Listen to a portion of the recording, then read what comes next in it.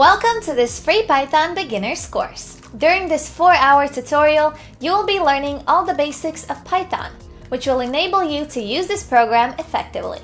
If you want to go deeper into Python and gain comprehensive knowledge to become a Python pro, head to skillademia.com and get access to the full Python course. Now, let's begin.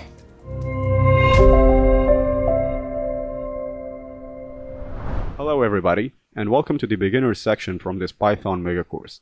I'm Ilar Farsi, a Python developer, and I've been using Python quite extensively for more than 3 years now. In this section, we're going to learn together about Python characteristics as a programming language, and then compare Python 2 to Python 3, and do a demo of the demonstration of Jupyter that we will be using a lot in this section. Then, we'll move on to talk about Python basics, in which we will learn about taking input from the user, manipulating it using some libraries like the math module or the random module, and then generating some output. We'll also learn about generating sequences and what are Python variables and data types. Afterwards, the next chapter is going to be conditional statements, which are ways we can evaluate some conditions to see if we can enter some cases or not. And then we're going to see a game called rock, paper, scissors, which you absolutely know about, and we're going to implement it in Python, and you're going to be able to play that game against the computer. We'll then talk about iterative statements, which include the repetition of a task, and how we can embed the repetition into our programs. The next chapter is going to be on lists and tuples. Those are ways to store data sequentially or linearly, but we're going to see what are the differences between lists and tuples. And then dictionaries are a chapter by themselves. So they are really the most advanced primitive data type that's already in Python, unlike classes that we will talk about later on in the intermediate section. Then we're going to take a look at what are sets in Python and what makes a frozen set and what makes it differ than a non-frozen set. Then we'll go for functions and see how functions actually are useful to make your program more modular. And then the next chapter is going to be on strings, which are ways to store characters that are attached to each other, and what are the functions that exist in Python to do manipulations for those. And finally, we'll talk about data structures and file handling. So later on, I'm going to explain what a data structure is, and we're going to focus for the beginner section just on the stacks and queues. And later on, we're going to in the intermediate section, we're going to talk about some more advanced data structures. And finally, as I said, file handling will be the last thing we do. It is a way to store data persistently in the hard drive, and we'll see how to read that data from a file as well as creating it. Of course, throughout this section, we'll do some projects that are going to be very useful and fun to do. And that will be it for this beginner section. So thank you for watching, and I hope you're excited as well. So the first tutorial is going to be about what Python is as a programming language. And if you actually do a quick Google search and visit the first Wikipedia page on Python, it's going to say that Python is a high-level programming language. So what does it mean for a programming language to be high-level in general? So a programming language is called high-level when it has some natural language elements in it. So a programming language technically has functions, it has conventions like basically Python, you should do indentations. We're going to talk about those. So there are conventions. We have conditionals. And those are all, of course, instructions. So let's just say instructions in general. So as a programmer, to write these functions, conditionals, instructions, all of that, there is, as I said, a high-level component in a sense that there will be some natural language in all of these. So if you're trying to implement the function that does the sum of many elements, Python uses a function called sum. If you're using like an if or else condition, you'd find keywords like if, elif, or else.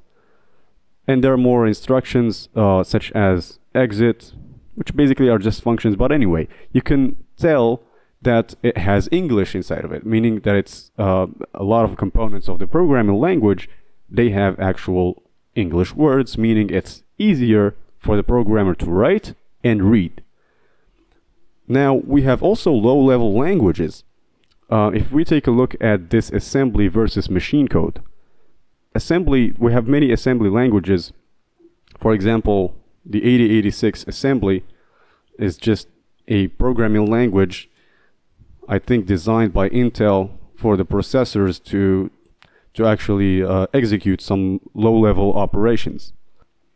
So if you actually look at this code here, this is an assembly code. It says move this array 1 to this part of the memory, and this basically loads the array to the memory, I guess pretty much to registers, which are basically memory cells that are embedded in the processor itself. And it's really not friendly to the programmer or just a curious reader that is interested in knowing what this code actually does. So when we say a high-level language, a high-level programming language is just a language that has a lot of natural language components to it, just like Java, just like C. I mean, even in C here, if you look at this code here, it says include, int, whatever, but it still has some words that are readable, like this printf, the print function. If you run it, you would expect it to just output the message you look for. Now, the second characteristic is that Python is a general purpose programming language. And general purpose meaning it's used for multiple stuff.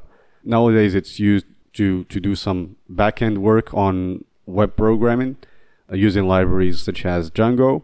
It's also used very commonly in data analysis tasks using libraries that we're going to look at later on in the intermediate section, like NumPy or Pandas. And it also supports object-oriented programming, which is also another topic in the intermediate section.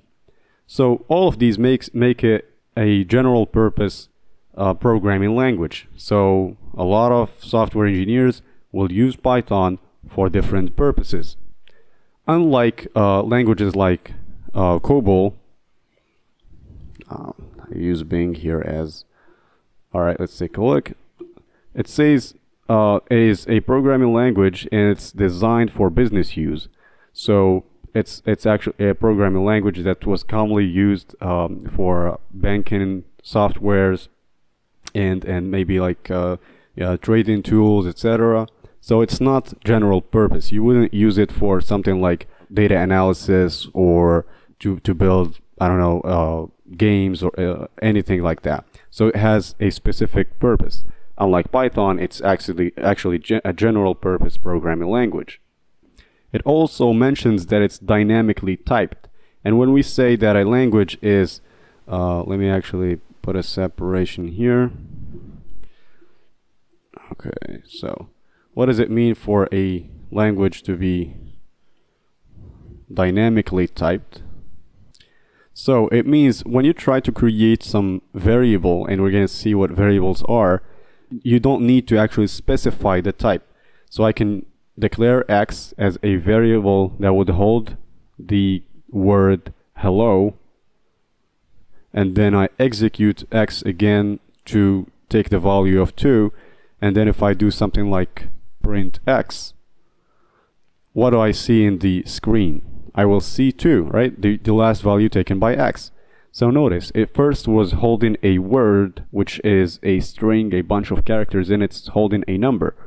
So in languages like C, this is not possible. When you declare the variable, you should specify the type. So you do something like int x equals 2 to tell it like x is supposed to be holding an integer, a number, okay?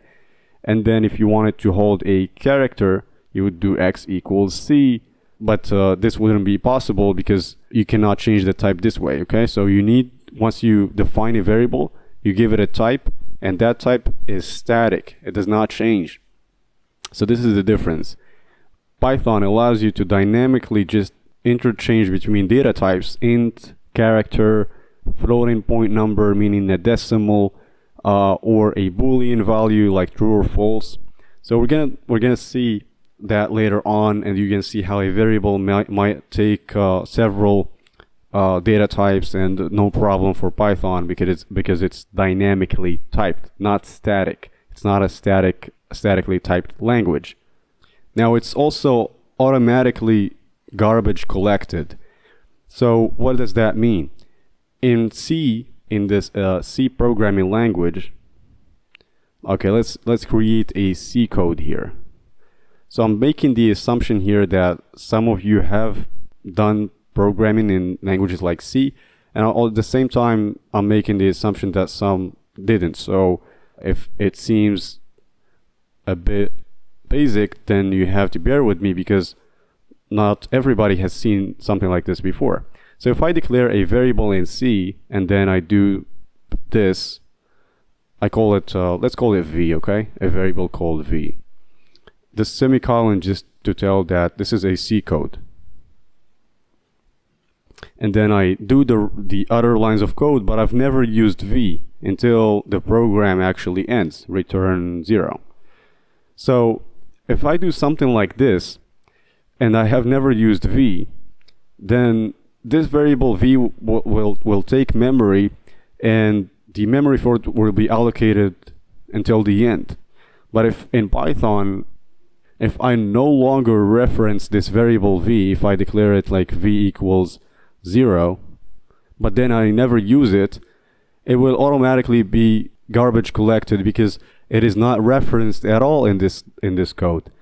So I don't have to waste memory, okay? Especially when it comes to programs where you have arrays that contain a lot of values and you're not referencing them, and then they exist in memory for no reason, then that's really not good at all. And in Java, for instance, I believe there is a function called GC, which you could call from time to time, is the garbage collector in Java that does actually the job for you to remove any dangling pointers or any variables that are not referenced from memory.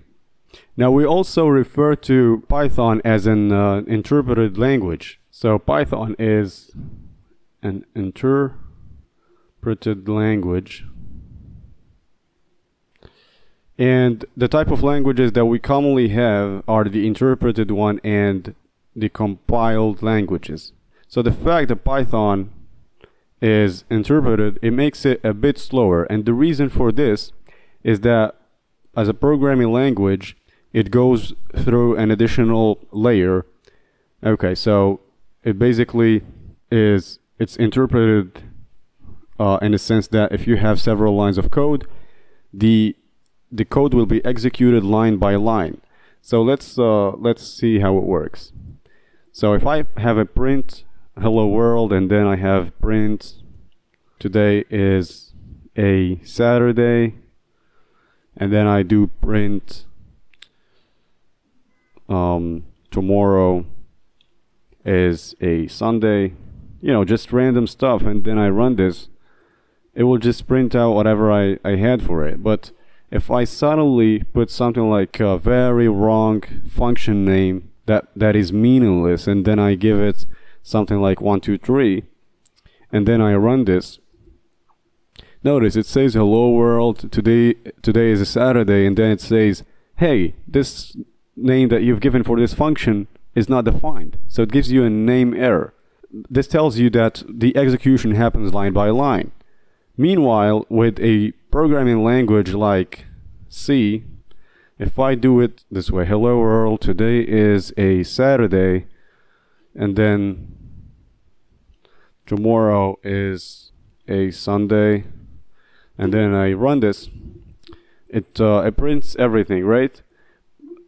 But if I do the same thing and then I add some very bad written name for a function that does not exist and is not defined, and I run this, notice it didn't even print the hello world. And the reason for this, okay, let me actually add the semicolon. The reason for this, it says there isn't, cannot output file a.out, permission denied. So here the compiler is not the best to specify which type of error we have. But here we have a function that's not defined at all in the whole code, and we're trying to call it. So this is an error. It is a compile time error, meaning while we try to compile this code, and actually when you do the compilation, you generate a machine code, something similar to this. Okay, this machine code gets executed, gets compiled. Okay, so we create an object file that would contain this machine code, and then it's executed on the processor level. So that's what happens. The whole code gets compiled at once. Meanwhile, in Python, the interpretation happens line by line. So you can see, although I had a faulty, very bad line of code, the other lines got executed because it is interpreted line by line. This is not always the best, because sometimes there are errors that you cannot catch until runtime, which is bad. So there isn't something like a compile time error in Python, because the interpretation happens, as I said, in a sequential manner rather than all at once being compiled into an object file. So if I was to actually do how interpreted languages actually get executed, so first thing that happens is directly we have an interpreter. So the PL, the programming language code, the PL code is interpreted using an interpreter. So, and then it generates the output for you. Like, it just tells this line is print this, so it just does the job, like on a sequential manner. Now, for a compiled language, when you have a code, it is first compiled, and this compilation actually generates an object file, a machine code. Okay, just like the one we've seen earlier. It is understandable by machine. That's why we read it as a machine code. And then this machine code is interpreted, and then we get a certain output. And there are languages that are in between interpretation and compilation. Okay, so for example, Java as a language, we have several layers for it. So the Java code will first be compiled into with the Java compiler. It will be compiled to generate what we call a Java byte code, and this Java byte code is then using the Java virtual machine. So the Java virtual machine is the interpreter that we talked about earlier, which does the interpretation here to generate the actual machine code.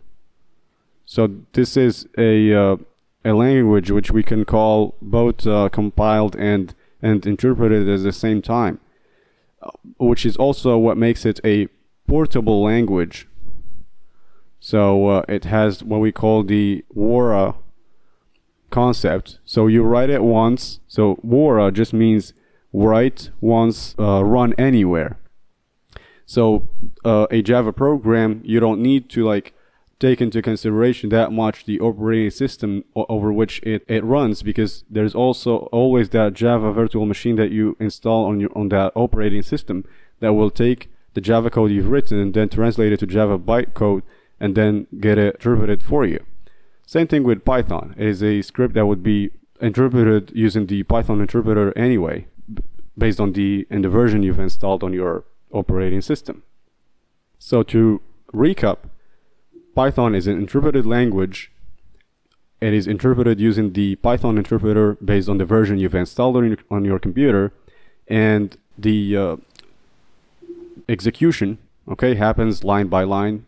It's not like other languages like C, where you compile the whole file into an object file containing the machine code, which then gets executed. So C is more error safe, because you would rarely fall into an error which is related to your actual code. You would fall into logical errors usually. But in Python, you will actually run the code, run the script as normal as it can be ran, and then at some point you might actually fall into an error just because your interpreter couldn't tell it at the beginning, okay? Because there isn't an actual compilation process.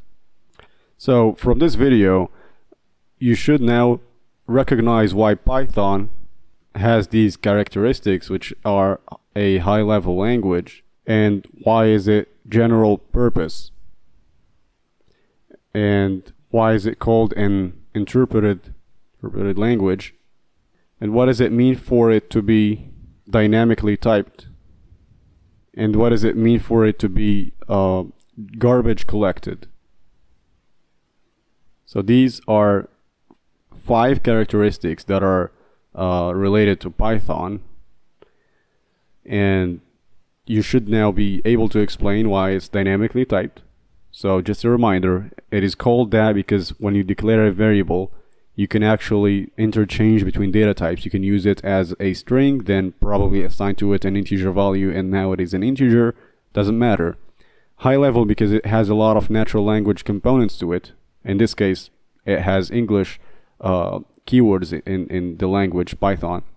General purpose is used for multiple purposes, unlike languages like COBOL, which is business oriented.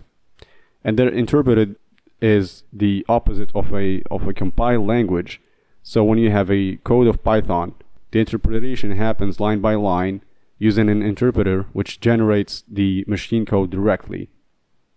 And then the garbage collector just means we have an automatic GC function which will remove any unreferenced variables that are not used in the code but declared at some point in the program, any dangling pointers, etc. So unlike languages like C, we don't have that. You have to run, I believe, a deallocation method to remove those variables from memory. So the 2 main versions out there of Python is we have Python 2 versus Python 3, and we're gonna see the difference between these two. You could think that Python 3 is backward compatible with whatever Python 2 was. It's actually not the case. A lot of Python scripts had to be updated to Python 3 using specific libraries that does that for you. Because sometimes you don't want to repeat the whole process and then do the translation line by line or the upgrade line by line from Python 2 to 3, because that would actually be a lot of hassle to the programmers and very error prone. So there are libraries that actually do the translation from Python 2 to 3. And when I say 2 versions, each version comes with several releases. So you could have Python 2.1.1, 2.2.3, whatever, a lot of releases. Each release has some either bug fixes in the language. I believe the last version is 3.11. If you take a look at the website here, yeah, the latest is 3.11.0. And we're gonna see in the next video what are the main differences between Python 2 and 3, and then we're gonna try to compare how some lines of code from Python compare to other languages.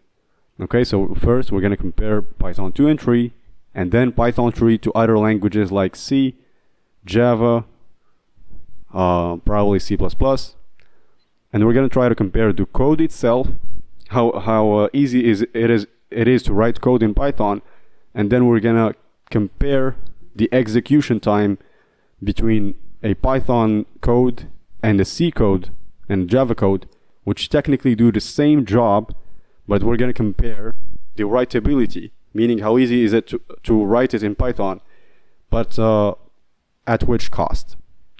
All right, see you in the next one.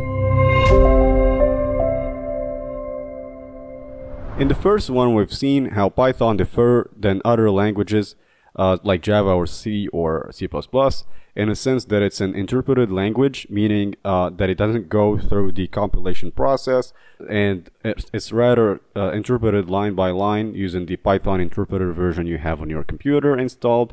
And then the drawback is that if you have a certain problem or error in your code, it will not appear until some point in the runtime, which is not ideal. And a lot of times you have to be careful with handling errors so you don't fall into such situations, because the testing process is more difficult, and you might not hit that line of code that has the error until it is out there for production. Now, the next point we've talked about is that Python is dynamically typed, meaning that it's when you create a certain variable, it doesn't necessarily hold the same data type. Meaning, if you declare x as an integer and then you try to use it as a character later on, C or Java will not allow that because you've initialized it to be an integer, right? But this is not the case with Python. As you can see here, you don't have to declare the type of A or B when you declare them. You just assign a value, and based on that value, the type of the variable is then assigned. And later on, if you want to treat A as a string, you can definitely do that. Or you can treat it as a floating point number or any other object, in fact. And we've seen how Python is a high-level language in the sense that it includes many natural language elements to it. For example, the print here just refers to an output command, which then will, for instance, show the user the content of this variable loud fruits. And then we have another keyword, list, which just states that whatever is inside fruits, we want it now to be in the form of enumerate values.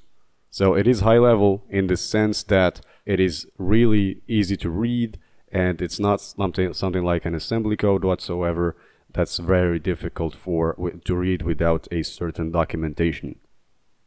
We've also seen how it's garbage collected, meaning there is a garbage collector function ran automatically to remove any unreferenced, any unused variables from your code will be automatically wiped from memory. Now, the next thing I want to talk about is, before we dive into the installation of Python, more specifically Python 3, I want to look at the main differences between Python 2 and Python 3. So let's take a look at this table that I just took as a screenshot from Guru99, and you can see here a basic comparison between 3 and 2. So of course we have different release dates, and by the way, Python 2, they stopped the support for it in, I guess, 2020. So as of today, it's been almost more than 2 years since the support stopped for Python 2.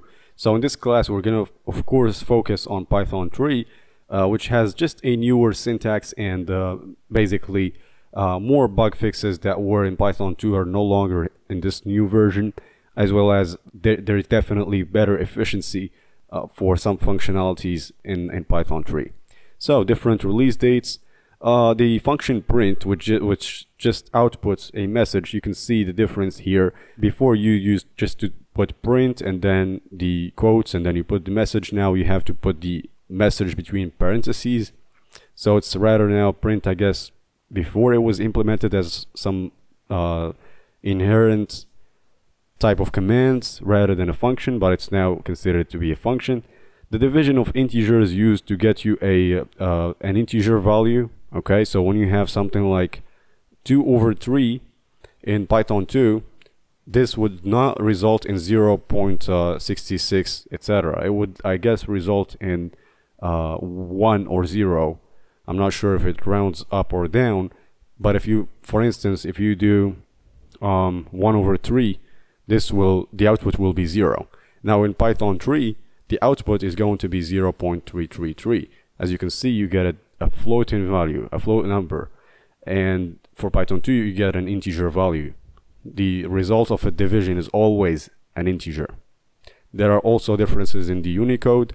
I believe in Python 3 now the default one is the UTF-8, Meanwhile, the old one had a different one, the older version. So the syntax got much simpler. So that's basically a high-level thing to say. There isn't much detail about what got simpler and what didn't, but definitely Python 3 is relatively easier to understand and write in terms of syntax. When we say syntax, we basically just mean how the language specifics are. Like for instance, you have a certain syntax to follow when you implement a for loop or an if conditional or a certain function formatting or etc. Okay, so it says here Python 2 was comparatively difficult to understand. In this version, rules of ordering comparisons have been simplified. So before, I guess it was more complex. So in Python 3, you can do something like x between 3 and 2 this way, and it will work. So if x is between 2 and 3, print something like you won. I don't know, maybe it's a game where the score of the participant is computed as x, and if it's between 2 and 3, then you say you won. And this is in Python 3.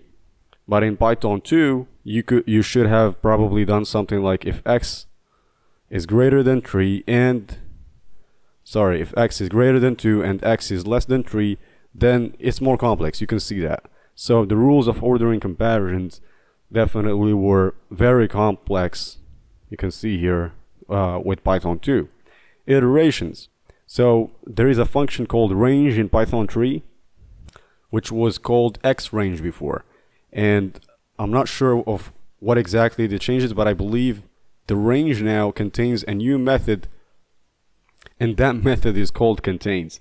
So if you have a certain range from 1 to 10, you could run a function called contains on this new range function. On this new range, basically, I think it's implemented as a class, and then the constructor is given some values, and then you can use this function that I've just talked about. It's a dunder function called contains, okay? And then we have the xRange, the old one. I think this is the only upgrade they had, which is a new functionality in this range class. Exceptions, it says here, it should be enclosed in parentheses. So I believe before it was enclosed in notations, not that much difference. We'll learn later on what exceptions are. Now we have leak of variables. The value of variables never changes. It says here the value of the global variable will change while using it inside the for loop. Now you can see here, if you have a global variable, the value just never changed. Unlike what was in Python 2, and we're going to see later on what are global variables. So backward compatibility, you can see Python version 3 is not backwardly compatible with Python 2. If you write down a Python 3 code and try to run it on a Python 2 interpreter, it's not going to work. Therefore, it's not backward compatible. Meanwhile, if you have a Python 3 code, you can use some libraries to get it. Okay, so it says here not difficult to port with Python 2. But it's never reliable because when you write a Python 3 code and then you try to translate it back to Python 2, you try to force that backward compatibility. That might work, but at some examples, maybe they're not handled by that library you're using to do the translation, and therefore it's not reliable 100%. So you might fall into situations where you have to adapt your code to work with Python 2 manually, okay? So that's something to keep in mind. But I don't think you should worry that much because most of the environments now are using Python 3, not 2. As I said, support stopped in 2020. So really, you don't want to use something with support already done with it. All right, the libraries. So many older libraries created for Python 2 are not forward compatible, meaning libraries that were specific to Python 2 will not work with Python 3 now. And it says here many recent developers are creating libraries which you can only use with Python 3. Okay, so that's important.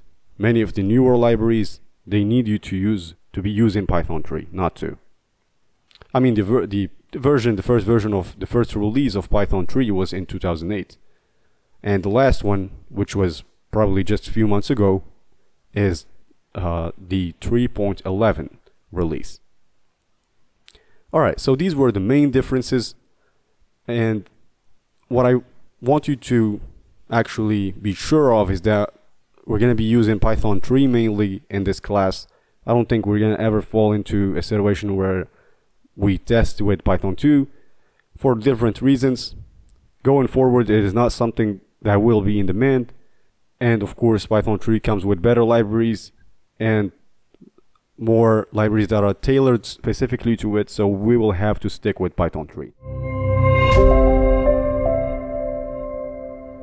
So we're going to learn how to install Python on our machine.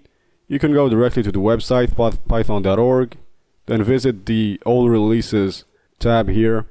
Now the latest one was 3.11, which was just released probably like 5 days ago from today. The first version was in 2001 when the Python 2 was released. Okay, so I prefer a version that was out there for a while now, the 3.7.9. 3.7.9, and then you can select the download file that you want, but it should be based on the operating system you have, as well as the how many bits your processor has supported.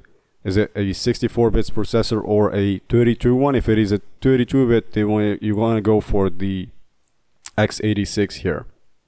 Otherwise, if it's 64, then go for I go for the executable installer, to be honest. So yeah, okay, so you can open the file here, and it's a 64-bit version, and then you can customize the installation. So I will install pip along with the Python. The reason for this, I can use that pip command to install more Python packages later on. Click on next. You can add Python to the environment variables. Now if you install this, okay, so it takes a bit more time. Alright, so the setup was successful. You can go ahead and check Python 3.7. Okay, so this is the Python console, and you can pretty much run commands 3+3, do something like print, and then hello world, and then it will print that message for you. You can do this and combine it with something like 1000, and run the commands, the typical 3.7 version of Python commands. And also, since we've actually checked the box where it said add Python 3.7 as an environment variable, you can go ahead and run cmd from this run window, or you can actually go here and then just put command prompt. You can check the Python version you have installed. So we have 3.7.9. This is the version we've installed. If I go ahead and go to the programs and check the Python version I have, it's 3.7.9. If I uninstall it, install another one, and then check the Python version, it will definitely change. So really, you can upgrade or downgrade dependent on your likings and your needs as well. I can also launch the Python console, or the Python interactive console from here, from the command line, by just writing Python, because it is now added as a variable in the environment. Okay, so let's see some commands. Probably print 9 plus 18. You get this. What if we try to run something like 8 over 0? You can see it throws an exception, 0 division error, division by 0. It is also possible to use Python from the IDLE. So this is the Python shell, and then you can launch commands from here as well. No worries. Now another way of running Python commands, or programming in Python, is to use a notebook, Jupyter notebook. So Jupyter. Okay, and you go to the website, and then you do something like okay, so the classic notebook, yeah, this is the one you need to install. So install the notebook. So you can do that using pip, the command that I've talked about earlier. So I'm gonna leave here. I'll just launch an exit command. It will get me back to the path I was in earlier. I can then run this command, pip install Jupyter lab, and then it is automatically now being installed from basically this source here, the jupyter.org. Okay.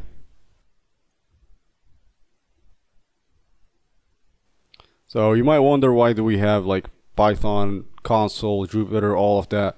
So really the reason isn't too complicated. So you want Python to be installed on your device, and Jupyter Notebook will use the Python version you have on your machine to actually run the Python commands. That's it. So what I think we've installed earlier is Jupyter Lab, and that's not exactly what we want, but yeah, it's no worries. We're gonna also run this command once the other one is done. Yeah, it definitely has a requirement. So I'm gonna end this. Okay, so run. Okay, so I'm going back now to the command prompt. I'll just run this new command here, pip install notebook. Okay, so this shouldn't take as much time as it did earlier. Okay, so the installation is actually over, and we can now open the Jupyter Notebook using this command here.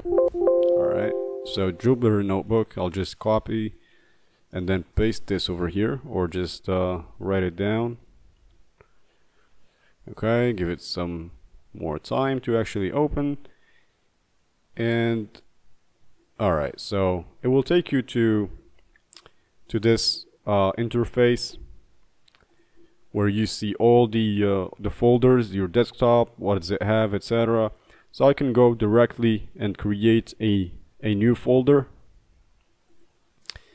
And where is the new folder? Okay, it's this one. Click on it, then try to rename it to something different, maybe my notebooks, and then click on rename and access your my notebooks folder, and then create new, and then choose Python 3, the version you have installed. Okay, now you can see this Jupyter Notebook is actually ran on your server, which is your machine, located at this IP address 127.0.0.1, and then you can see here something. This is a cell, and if I want to add a cell, I would do something like that. If I want to cut a cell, you see I can select this cell as well as this one and cut both of them, but you always end up with one cell. You cannot have less than one cell. So I can do Control A, select all cells, cut all of them, they're all gone. Okay, so let's try to print something. Print hello, and then give it a run. If you want to run it, then just click on Shift Enter. Okay, if you click Enter alone, you will just go back to a new line. Okay, so now what do we have installed? We have Python 3.7 installed on our machine, as well as the Jupyter Notebook. Please ignore about the earlier command that we've run, which had installed Jupyter Lab. This is not interesting to us for now. Okay.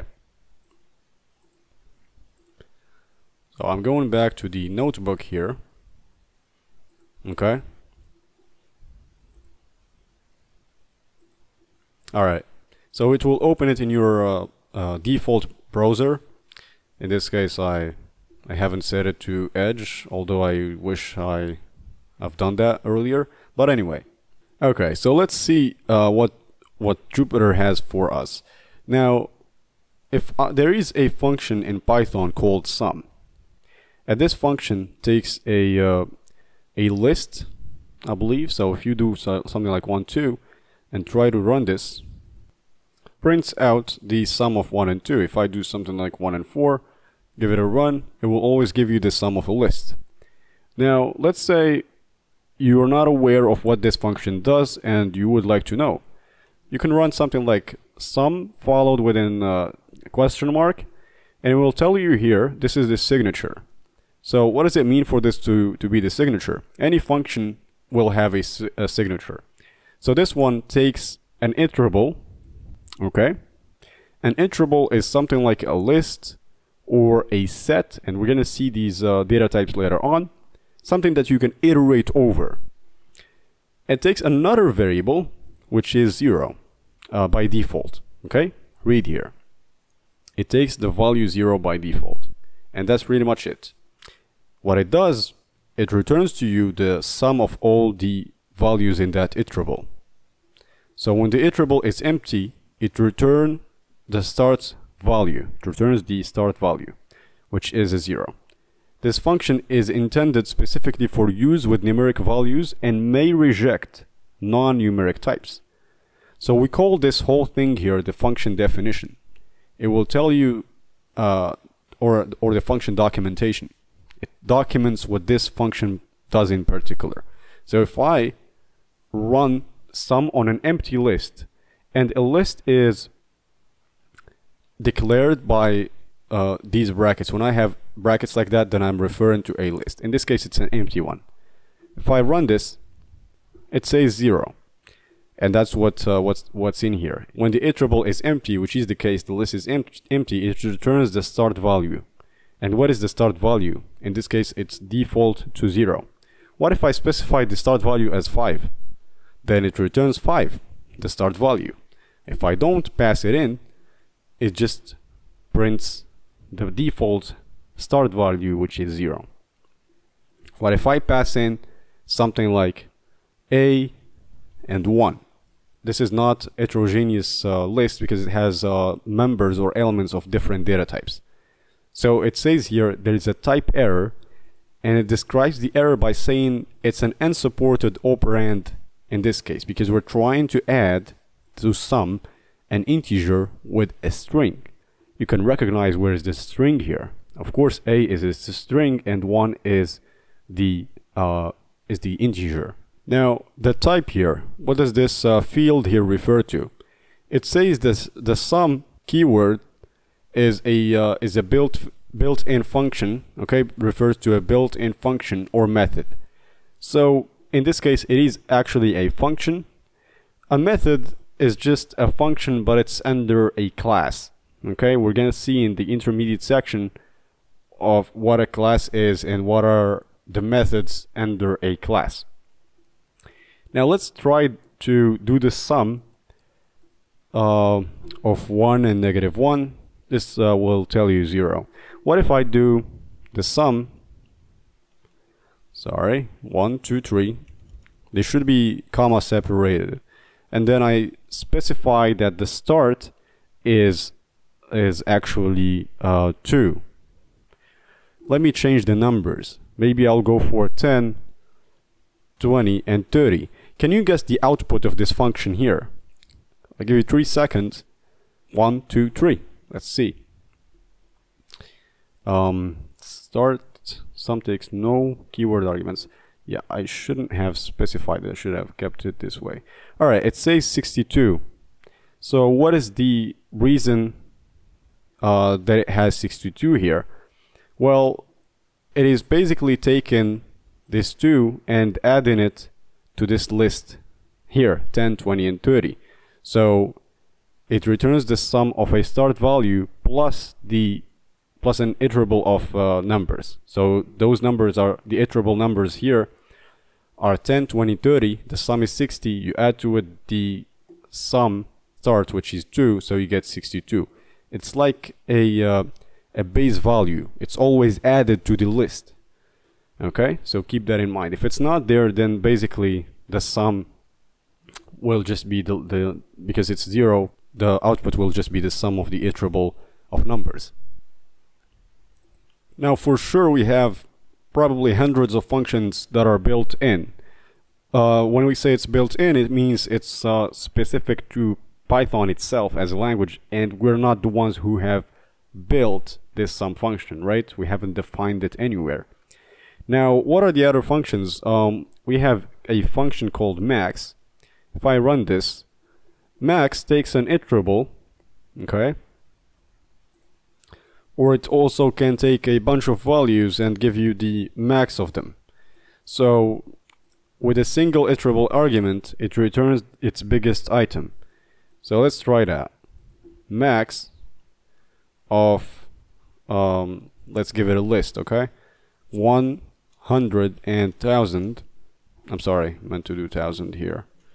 It returns back 1000 because it's the biggest item. The default keyword only argument specifies an object to return if the provided iterable is empty. So yeah, you can specify a default. If this list is empty and you run this, it says max arg is an empty sequence. It doesn't have anything, so you cannot pick a max unless you go ahead and probably specify a default value, I guess like 1. So if you specify default to 1, then it will just be returning that default value 1. Okay. Otherwise, you can actually pass into the max function a bunch of arguments like 1 and 2 and 3. You run this, you get 3. I can add as many arguments as I want, and I would still get a correct result. The reason for this is because this function has 2 signatures. This is the first signature, this is the second signature, meaning based on the arguments you pass in, one signature will be called. So the second signature, it says with 2 or more arguments. So this is the first argument, second argument, third argument, fourth argument, fifth argument. So it can handle 2 or more arguments, and it will return the largest one, which is 100 in this case. So the point of this video is not only to help you install Python and Jupyter on your machine, but also to use them for a good reason. In this case, we're using the Python version installed in our computer. I don't know if I can run something like Python version here and get. I think there is another command for it.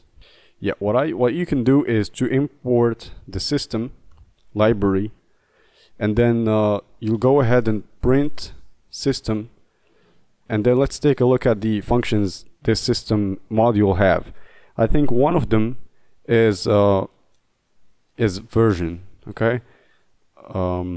Yeah, system.version. Yeah. So if I run this, it says the version we have installed is 3.7.9, right, from earlier.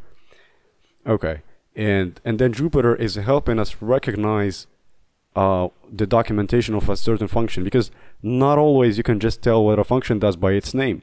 You have to check the documentation. You have to see the signatures. What arguments does it take? Does it take an iterable? Does it take an integer? Does it take a string?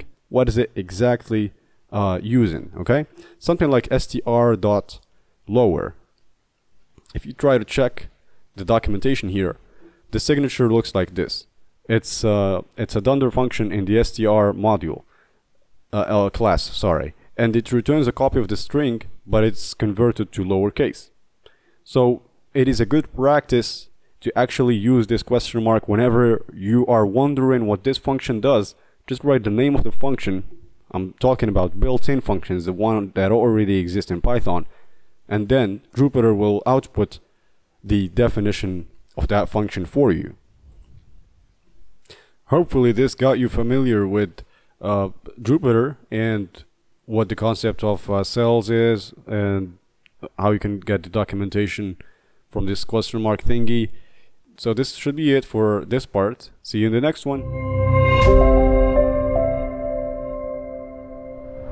So last time we've seen how you can install Jupyter Notebook, and then we've seen some examples where you use the question mark to look at the documentation of a built-in function in Python.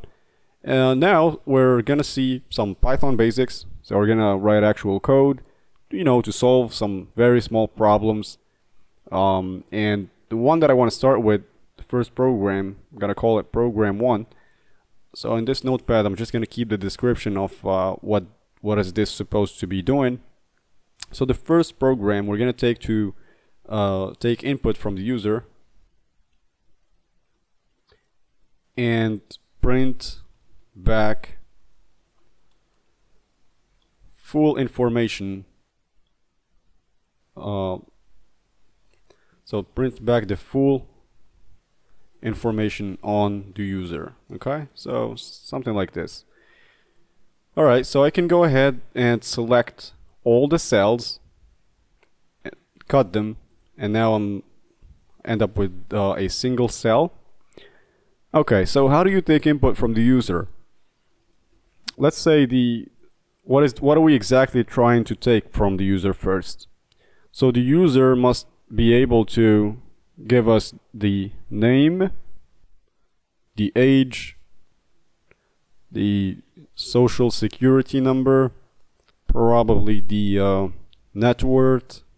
You can make this list as exhaustive as it can be. Really, I'm just trying here to have different types of input. Name, for instance, is a text. Age is a number. SSN is a number. Net worth is a decimal number. What else? We can have something like marriage status, like single or married. So status. This can be either okay, let me see. Married or not. So married is a variable which is true or false. Okay? So it can be either true or false, which means married is a Boolean variable. Okay? Net worth is a float because it's a decimal. SSN is an integer. Age is an integer. Name is a string. Okay, so these are the data types. The data is the name, age, SSN, net worth, etc. And the data types are str, int, float, and boolean. Okay.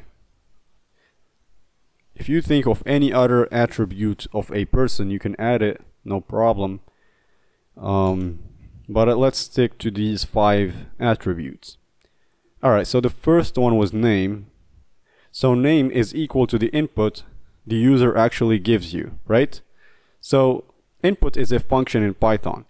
Let's say you don't know how it works. Again, what you do is just check. You can see here the signature. It has the prompt, meaning what are you prompting from the user? What is your prompt text? What is it going to be like? And then it forwards the raw input to the front ends. It is basically a method.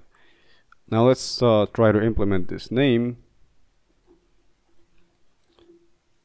equals the input, and then you want to ask the user their name. Please enter your name, and then put a colon here. Now if I run this, you can see it says here, please enter your name. I can enter LRB, and upon running this, the program just ends. So not only that I need the name, but I also need the age. Now age equals input, and then you can ask how old are you. Then the SSN, you take it the same way you do with the age. Enter your social security number, and then the net worth. Can use something like this. So this is called a camel notation. When the first descriptive word of the variable is lowercase and the second descriptive word is uppercase. So this is called a camel notation here. And then you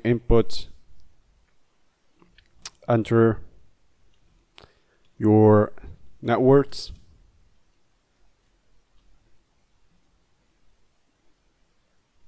And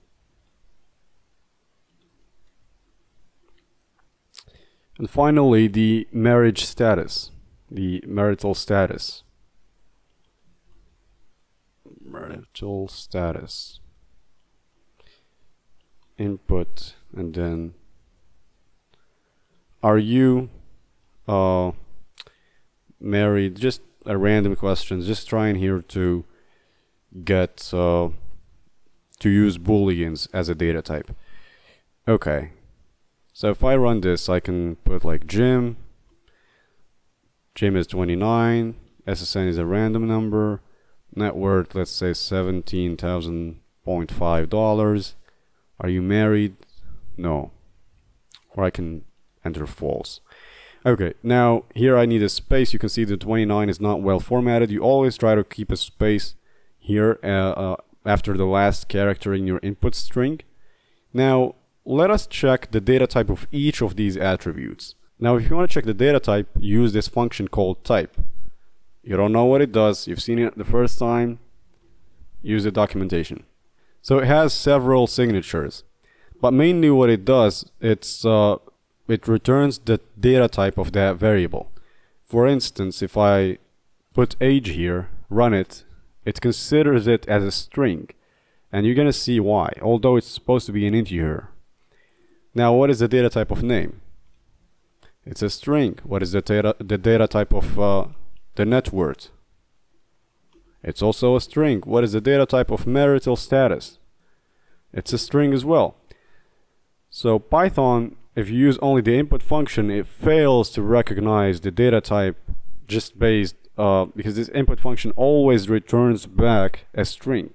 So what you want to do, if you expect age to be an integer, then write int this way, and then between the parentheses you put your input. So I added this code here.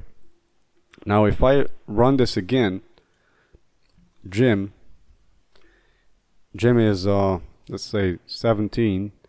He has this SSN net worth is $1,000, false. Now I can put age now here, run it, and it says integer, because I was able to convert it using this function int to an integer. I should be doing the same thing with net worth. Net worth is a float, so you want to put the input inside of a float to specify that it is in fact a floating point number. Now upon running this for Jim 0.89, and then are you married, false, and then I can put the net worth here. It is a floating point number. Now if I do the same thing, if I take this marital status and put it inside a boolean converter, it will take I asked if he's married, he says true, right? So true is no longer a string as it was earlier. It is now considered as a boolean.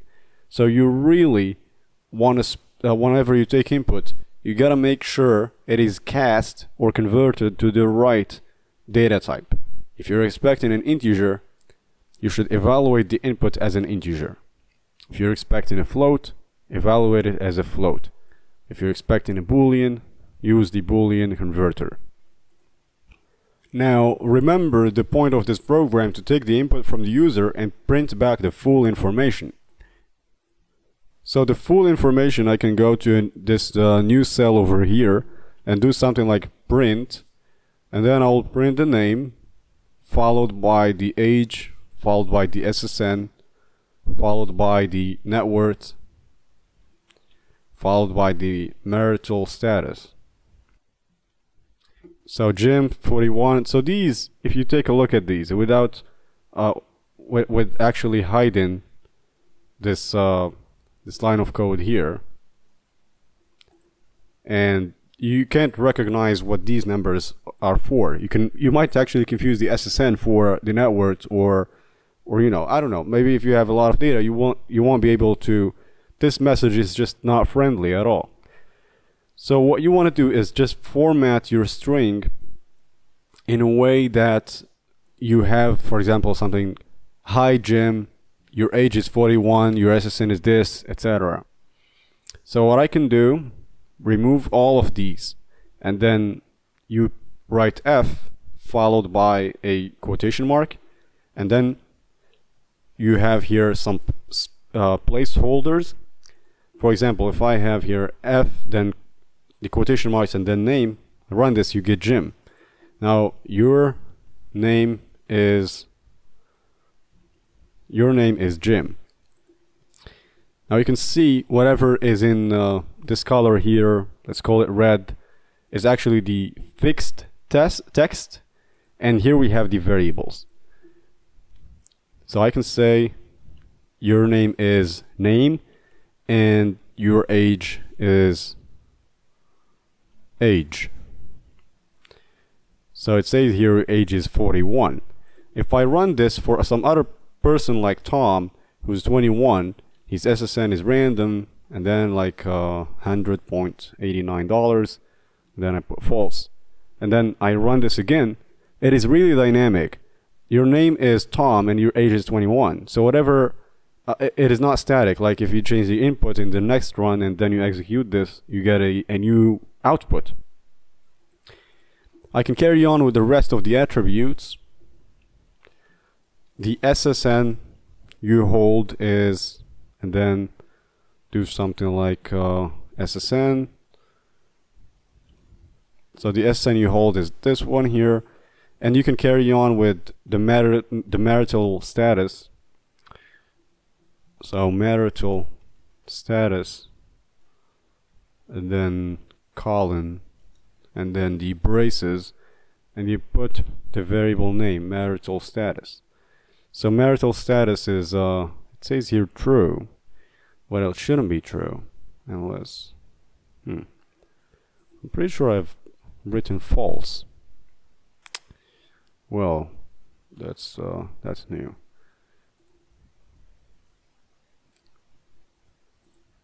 Well, apparently if you try if the string you've entered, which is false in this case, if it is not an empty string, then automatically it will be cast to true. So really what I should have done is enter the name Tom 21 and then 48548 and then a net worth, and then are you married, I will just click enter. And now if I run this, it will say false because the string that I entered is empty, it doesn't exist. So when taking a Boolean value true or false, you would usually do some more work to handle that, okay? We're going to see if conditionals, and that's going to help us decide whether to assign to a certain variable the value of true or false. But anyway, the point here is when you try to format a string in a way that you want to include variables within your sentence or within your text, best way you can go is to use this form F here, just to say you're formatting the string, and then you use braces to put in your variables. Okay, you can see the braces don't get output because they're considered just placeholders for the variables to be printed out. Now hopefully you got a little bit more familiar with taking input from the user, and try to extend this list of attributes and maybe handle them in a way that this message appears in a much cleaner way. Maybe, you know, have several print statements, and yeah, try to cast or convert the input to the right data type. This should be a good practice for beginners. In the next video, we're going to see how we can format how we can use the print function with more arguments, because the only argument that we've passed in is the actual string that you see here. This is, by the way, a string because you have formatted the whole thing, although it included integers, booleans, and floating point numbers. It is now formatted to a single string. But what if we want to maybe don't, like, as a separator, maybe if we have something like that, imagine I put a comma and then 1000 and I run this, 1000 will be printed here, and it will be separated between this string and the 1000. There will be a space. What if I want it to be 2 spaces or 3, or maybe I want it to be a bunch of characters? Yeah.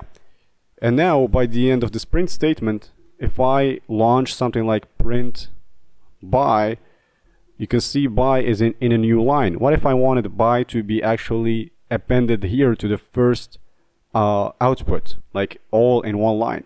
So we're gonna see how we can do such things next time. Hopefully you're excited for that. So see you in the next one.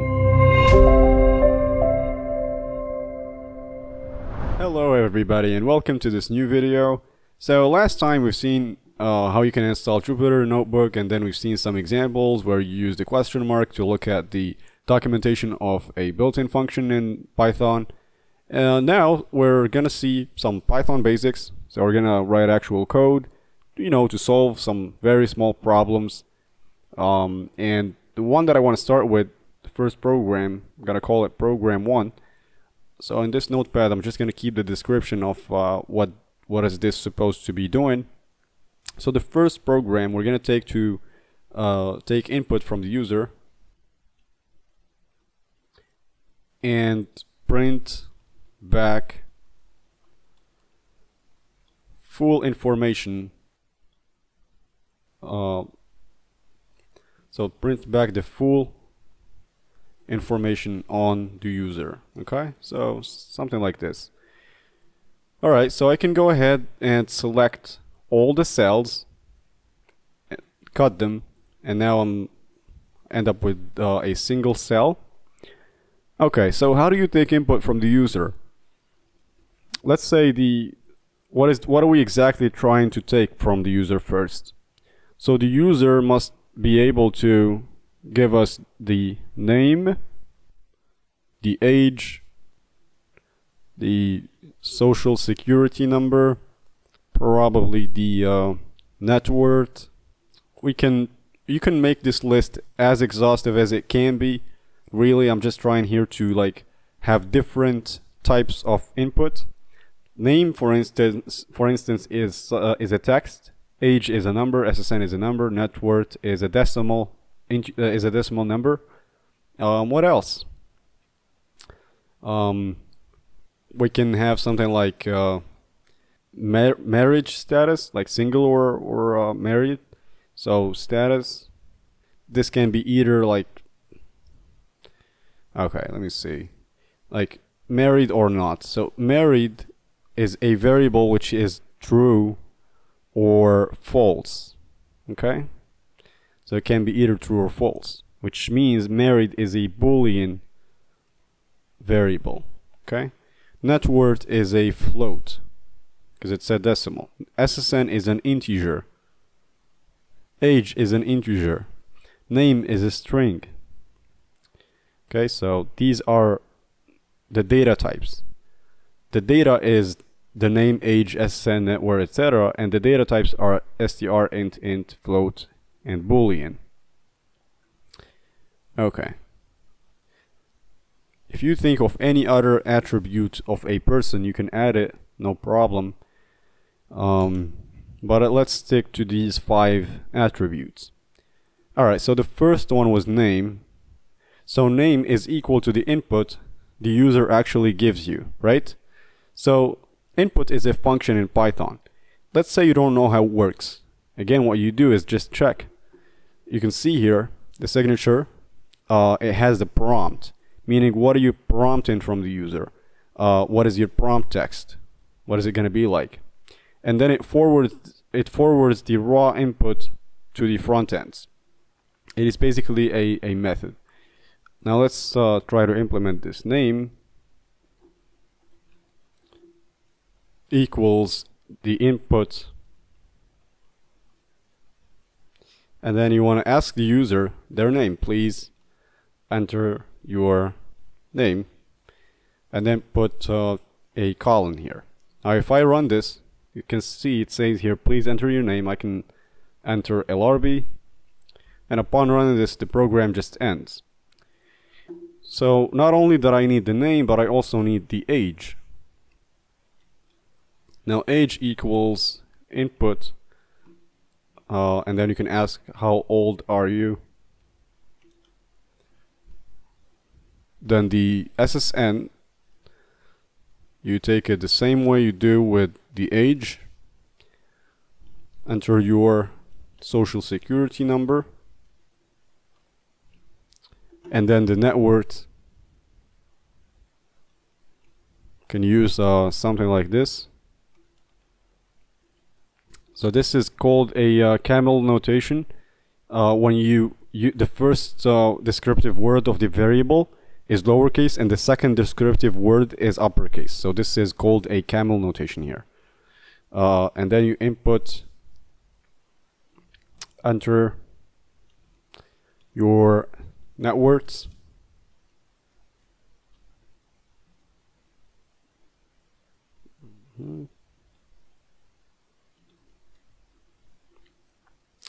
And finally, the marriage status, the marital status. Marital status. Input, and then are you married? Just a random question, just trying here to get to use booleans as a data type. Okay, so if I run this, I can put like Jim is 29, SSN is a random number, net worth, let's say $17,000.5. Are you married? No. Or I can enter false. Okay, now here I need a space. You can see the 29 is not well formatted. You always try to keep a space here after the last character in your input string. Now let us check the data type of each of these attributes. Now if you want to check the data type, use this function called type. You don't know what it does, you've seen it the first time, use the documentation. So it has several signatures, but mainly what it does, it returns the data type of that variable. For instance, if I put age here, run it, it considers it as a string, and you're gonna see why, although it's supposed to be an integer. Now what is the data type of name? It's a string. What is the data type of the net worth? It's also a string. What is the data type of marital status? It's a string as well. So Python, if you use only the input function, it fails to recognize the data type just based because this input function always returns back a string. So what you want to do, if you expect age to be an integer, then write int this way, and then between the parentheses you put your input. So I added this code here. Now if I run this again, Jim is let's say 17. He has this SSN net worth is $1,000. False. Now I can put age now here, run it, and it says integer, because I was able to convert it using this function int to an integer. I should be doing the same thing with net worth. Net worth is a float, so you want to put the input inside of a float to specify that it is in fact a floating point number. Now upon running this for Jim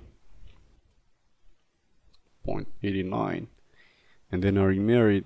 False. And then I can put the net worth here. It is a floating point number.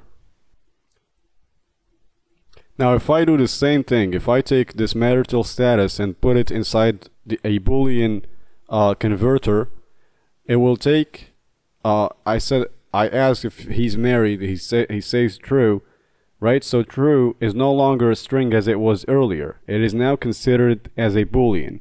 So you really want to whenever you take input, you gotta make sure it is cast or converted to the right data type. If you're expecting an integer, you should evaluate the input as an integer. If you're expecting a float, evaluate it as a float. If you're expecting a boolean, use the boolean converter. Now remember the point of this program to take the input from the user and print back the full information. So the full information, I can go to this new cell over here and do something like print, and then I'll print the name followed by the age, followed by the SSN, followed by the net worth, followed by the marital status. So Jim 41. So these, if you take a look at these without with actually hiding this this line of code here, and you can't recognize what these numbers are for. You might actually confuse the SSN for the net worth, or you know, I don't know, maybe if you have a lot of data, you won't be able to. This message is just not friendly at all. So what you want to do is just format your string in a way that you have, for example, something, hi Jim, your age is 41, your SSN is this, etc. So what I can do, remove all of these, and then you write F followed by a quotation mark, and then you have here some placeholders. For example, if I have here F, then the quotation marks, and then name, run this, you get Jim. Now your name is Jim. Now you can see whatever is in this color here, let's call it red, is actually the fixed text, and here we have the variables. So I can say your name is name and your age is age. So it says here age is 41. If I run this for some other person like Tom who's 21, his SSN is random, and then like $100.89, then I put false, and then I run this again. It is really dynamic. Your name is Tom and your age is 21, so whatever, it is not static. Like if you change the input in the next run and then you execute this, you get a new output. I can carry on with the rest of the attributes. The SSN you hold is, and then do something like SSN. So the SSN you hold is this one here, and you can carry on with the marital status. So marital status, and then colon, and then the braces, and you put the variable name marital status. So marital status is it says here true. Well, it shouldn't be true unless I'm pretty sure I've written false. Well, that's new.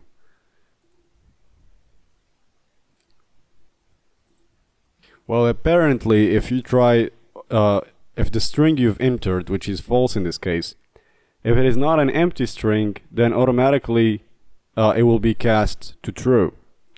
So really what I should have done is enter the name Tom 21 and then 48548 and then a net worth, and then are you married, I'll just click enter. And now if I run this, it will say false because the string that I entered is empty, it doesn't exist. So when taking a Boolean value true or false, you would usually do some more work to handle that, okay? We're going to see if conditionals, and that's going to help us decide whether to assign to a certain variable the value of true or false. But anyway, the point here is when you try to format a string in a way that you want to include variables within your sentence or within your text, best way you can go is to use this form F here, just to say you're formatting the string, and then you use braces to put in your variables. Okay, you can see the braces don't get output because they're considered just placeholders for the variables to be printed out. Now hopefully you got a little bit more familiar with taking input from the user, and try to extend this list of attributes and maybe handle them in a way that this message appears in a much cleaner way. Maybe, you know, have several print statements, and and yeah, try to cast or convert the input to the right data type. This should be a good practice for beginners.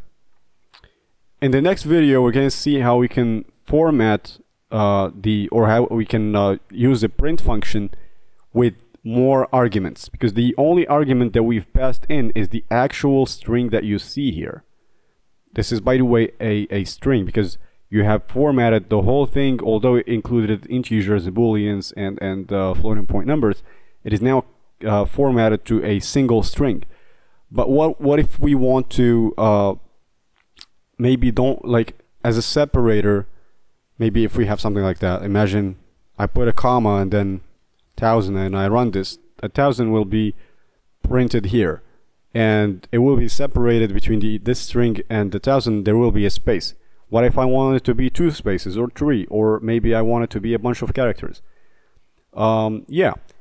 And now by the end of this print statement, if I launch something like print by, you can see by is in a new line. What if I wanted by to be actually appended here to the first output, like all in one line?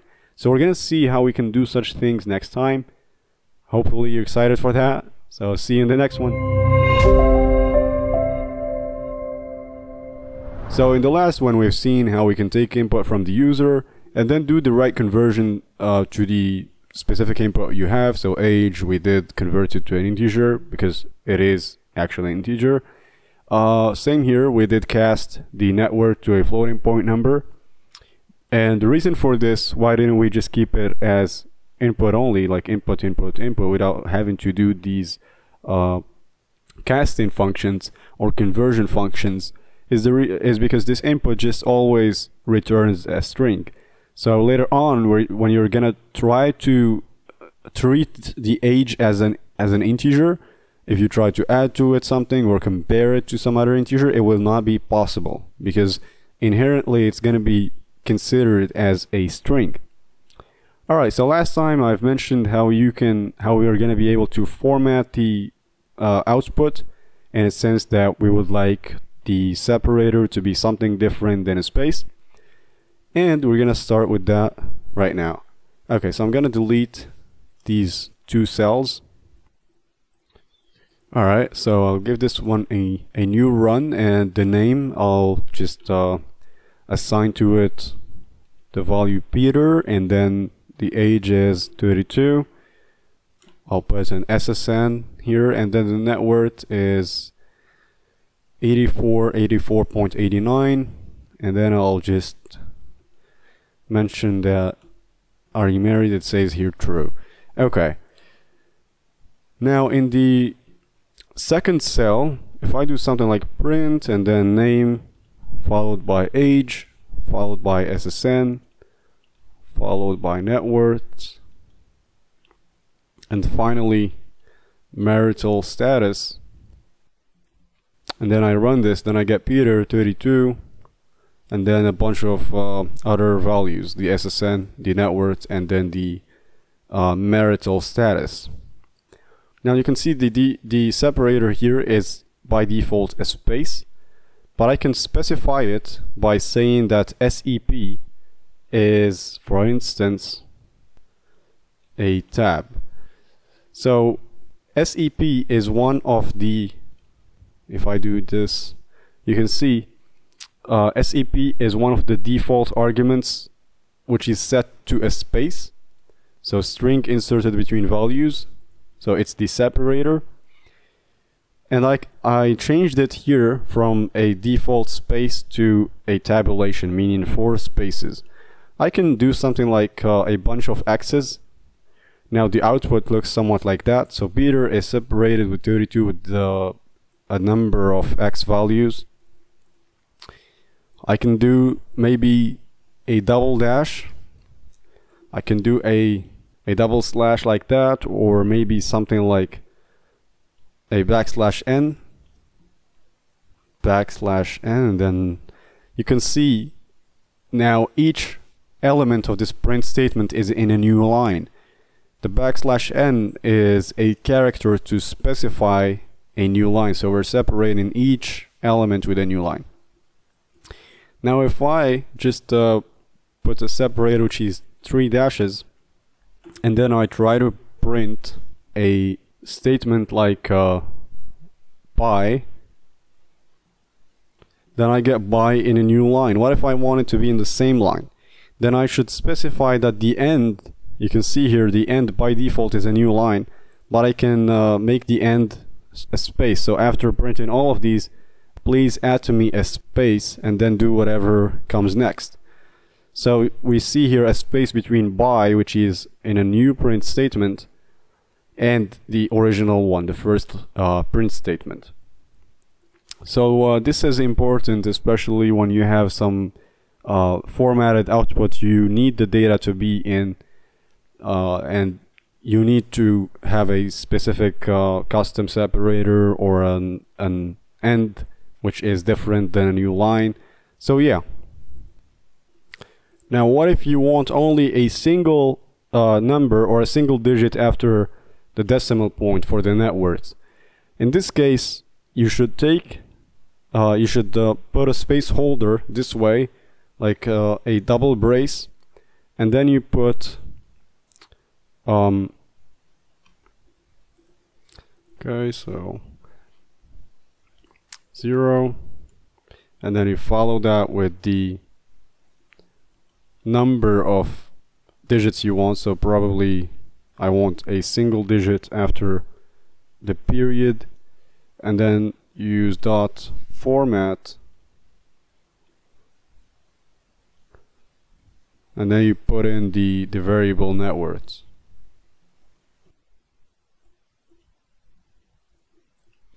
So it's supposed to be between quotation marks. Okay.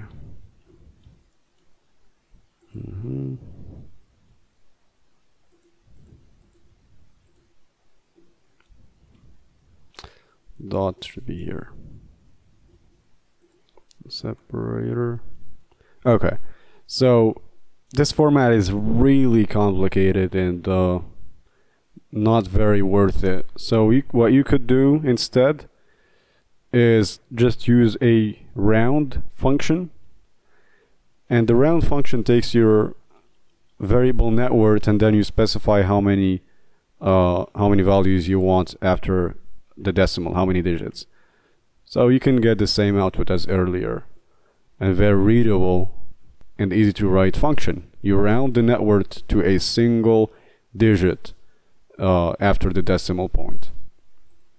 Now let me actually delete all of these here, and I'll create a variable a and assign to it the value ABC, and then I'll create a variable x and assign to it the value 2.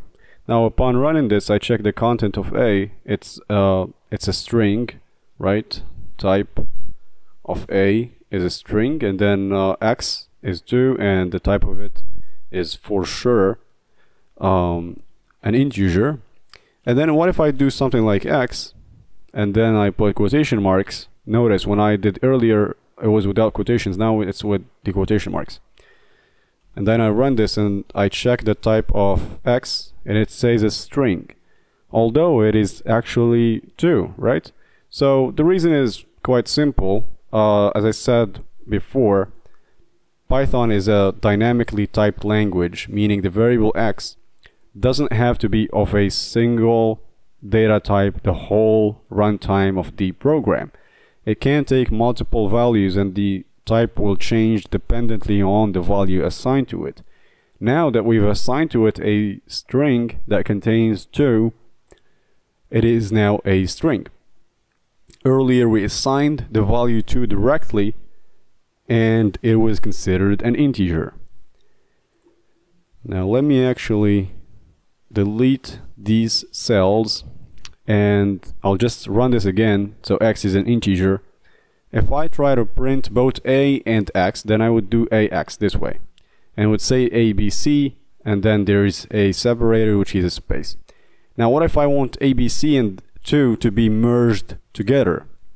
I can for sure do something like the separator and decide that the separator is the empty string, and then there will be nothing separating them. But what if I didn't know about the existence of such a parameter? Maybe what I could do is to merge them together. Or in other words, the technical word is concatenation, string concatenation. So it says here, you can only concatenate a string to another string, not an integer. Meaning, for x to become a string, temporarily, you can put it in this function str. Just like we have int for converting input to int, we can convert an int to a string. Okay, so if I run this, I end up with ABC2. Now, a lot of people who are not aware of the formatting advantages Python has, they would go ahead and create strings, complex strings that consist of static and dynamic data this way by using the concatenation, So if I want, for instance, between A, B, C, and 2, I want something like a slash, they would do something plus plus, and then between the two, I would do something like slash. Like you append the slash to ABC, and then you append the 2 to the ABC slash. This is not a good way of doing things. Especially if you have a common separator between all the data you need, then just use the SEP. But let's say, for instance, you take from the user a name, and then you take an age, you take the major, and then the output must look like this: the name, and then there should be a slash, and then the age, and then there should be a dash, and then the major. So if the user enters something like Tim, and the age is 21, and the major is CS, the output must be Tim/21-CS. This is the output we want. So what would you do in this case? Would you use the SEP? No, because you're expecting different separators between the data. So best way you can go is to actually just use string concatenation. So let me go back here. Name is Tim. I'm just not gonna take the input from the user, but I'm gonna assign it directly. Age is 21. The major is CS. Okay, now I can print, and then I'll print the name plus what's the first separator? It is a slash, and then I would do str age, because you cannot concatenate integers. Age is an integer, and then plus a dash plus the major. So you get Tim/21 then CS. Otherwise, you can do something like F, and then you specify the first variable placeholder, name slash age dash braces major. Same output. I prefer this one because you don't have to do a lot of plus this and that, and it's less quotation marks. You like earlier, notice how many pairs of quotation marks did we need.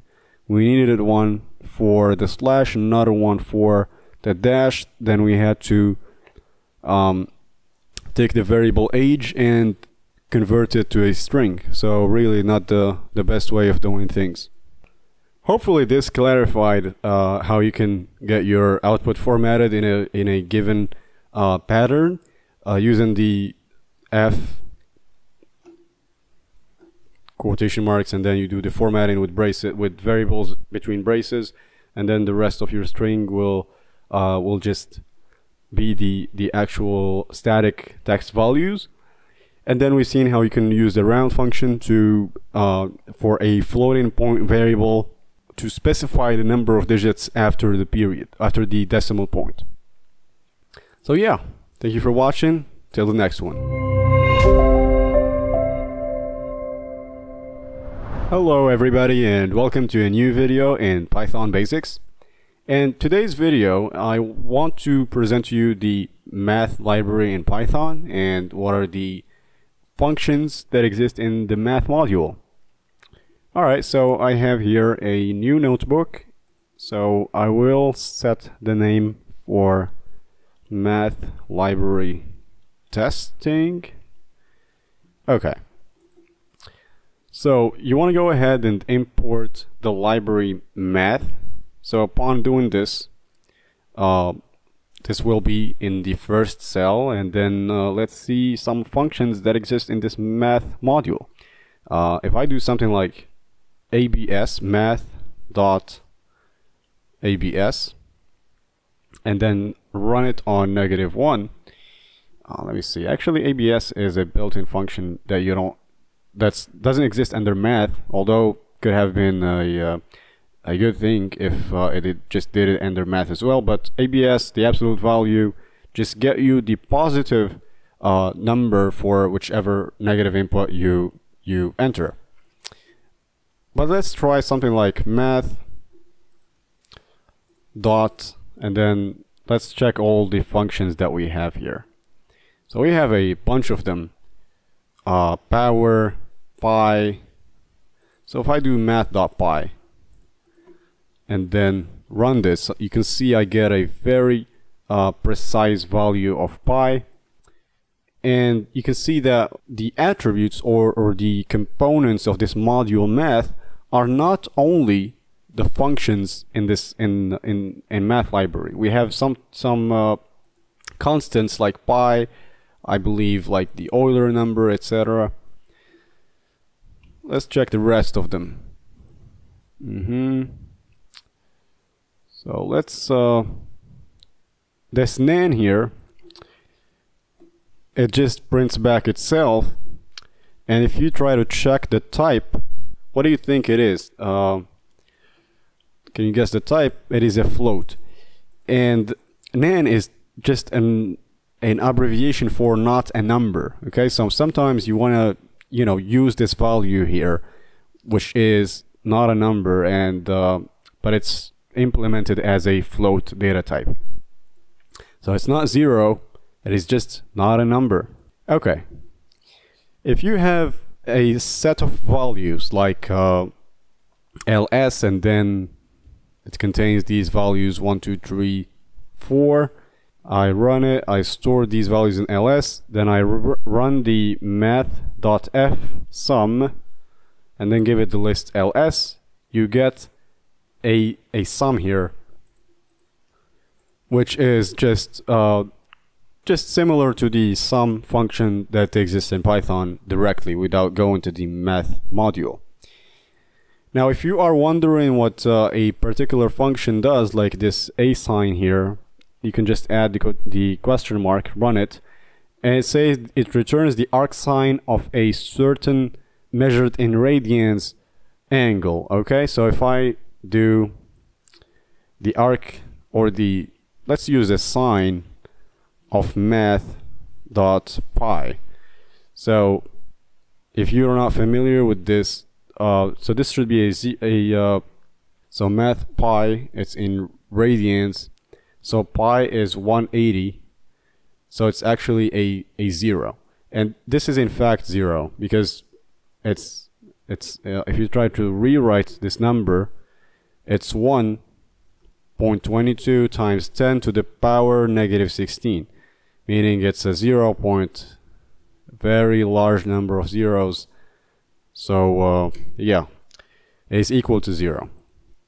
If you try to print this and maybe round it to a single number to a single digit after the decimal point, you get 0 0. So the math library just allows you to do operations with very high precision. So you can see we reached the 16th digit after the decimal.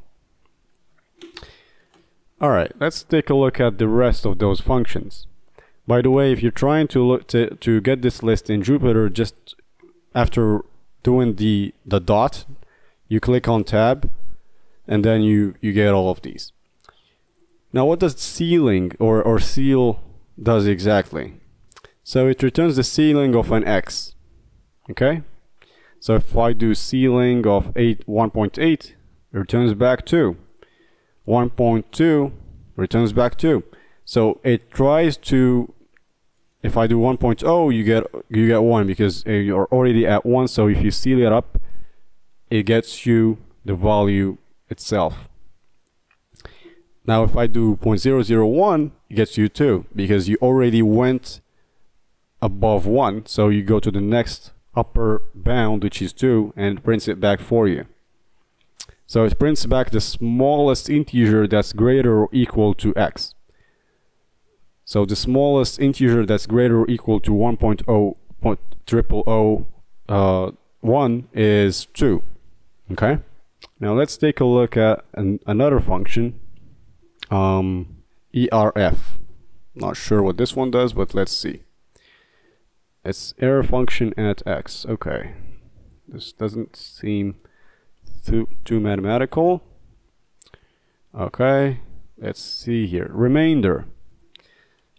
So definitely it returns the remainder of division between two values. 2 and 3. What's the remainder of division 2 and 3? It's okay, let's see, difference between x and the closest integer multiple of y. So it returns x minus n times y, where n times y is the closest integer multiple of y. So what's the closest multiple of 3? It is in fact 6. So no, it's actually itself. The closest multiple for 3 is 3. And therefore 2 minus 3 gives you -1. But if I do 3.1 and I go ahead and run this, again the closest is multiple of the closest integer multiple of y is actually again 3. So 2 minus the number itself just gives you back the -1.1. Alright, let's check another function. This is I think the hyperbolic arc cosine. Yes, it's the inverse hyperbolic cosine of x, basically the arc hyperbolic cosine of x. What do we have again? Alright. Infinity is represented with inf. So if I do math.inf minus 10,000, it results in infinity because it is still a large number. What if I do math.infinity minus math.infinity? It is not a number. It is not a 0, but it's also not a number. So because in math, when you have a limit that would cause you to have with direct substitution, if you've taken calculus and you have like infinity minus infinity, the answer is not 0. You should do some more operations, maybe factor out the common coefficients or something like that to actually find an answer. So this is why it returns back not a number, okay? Because it's the right answer. What if I do math.infinity times math.infinity? It gives you infinity because a large number times a large number will get you an even larger number. What if I do negative? But I'm not sure here if I can specify which infinity that I want. Yeah, so negative infinity times positive infinity just gives you negative infinity. But what if I do something like a division? So a division will get you not a number as well, because you're not sure which one is greater. They're both infinite. So it's either going to be infinite or 0 or 1, okay? Depends. Or another just regular number. Alright, so these were some functions in the math module. In the next video, we're going to see how to solve some basic math problems using this math module. So we'll just give Python the arguments that it needs, basically the coefficients of a certain equation, and then it will return back to us the answers we need. Thank you for watching. Until the next one. So in the last video, we've seen some functions that exist in the math library in Python, but we haven't really worked on any problem, mathematical problem. So the first one that I want to start with is trying to find the number of ways to choose k items from n items without repetition and without order. So imagine you have a bucket where you have several items, okay?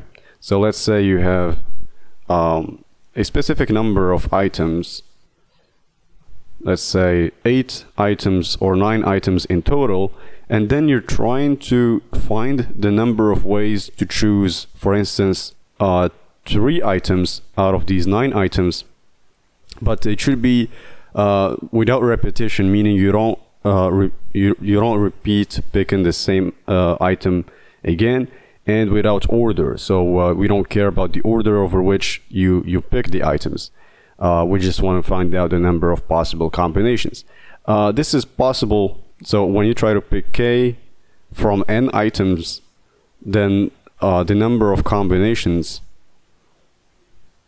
nk is equal to n factorial, the number of items, over k factorial times n minus k factorial. So the way to compute the factorial is it's known to be 1 times 2 times 3 up to the number n. This is equal to n factorial. And there is a function in the math library that offers that. So you can run this command here in your CMD the command prompt to Jupyter notebook, and then the notebook will be launched, and then you go to the specific notebook where you want to solve this problem. So the first thing we're going to do is import math, and then one of the functions that exist in math is the factorial function. So if I do factorial of 5 and then I run this, it gives me 120. Because it's 1 times 2 up to times 5, which equals 120.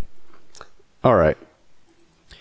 So now let's try to write this formula over here, where we actually take a number n and a number k. So we're going to ask the user for n, so int, and then inside of the wrapper function int, you're going to put input, the function to take a input from the user. Okay, so enter the number of items. All right, and then for instance, let's say we have 100 items, and then you can ask for k as well, input, and then the prompt will look like what is the number of items you're trying to pick. All right, let's see.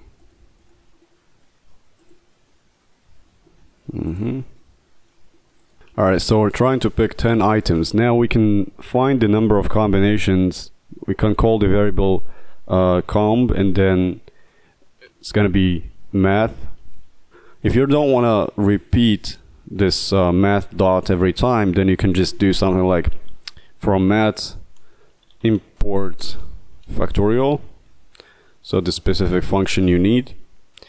Now I can do factorial and then give it the n, which is 100, and then we're going to divide that by k factorial, so factorial of 100. No, I'm sorry, I should be putting n here actually, just to make it very generic.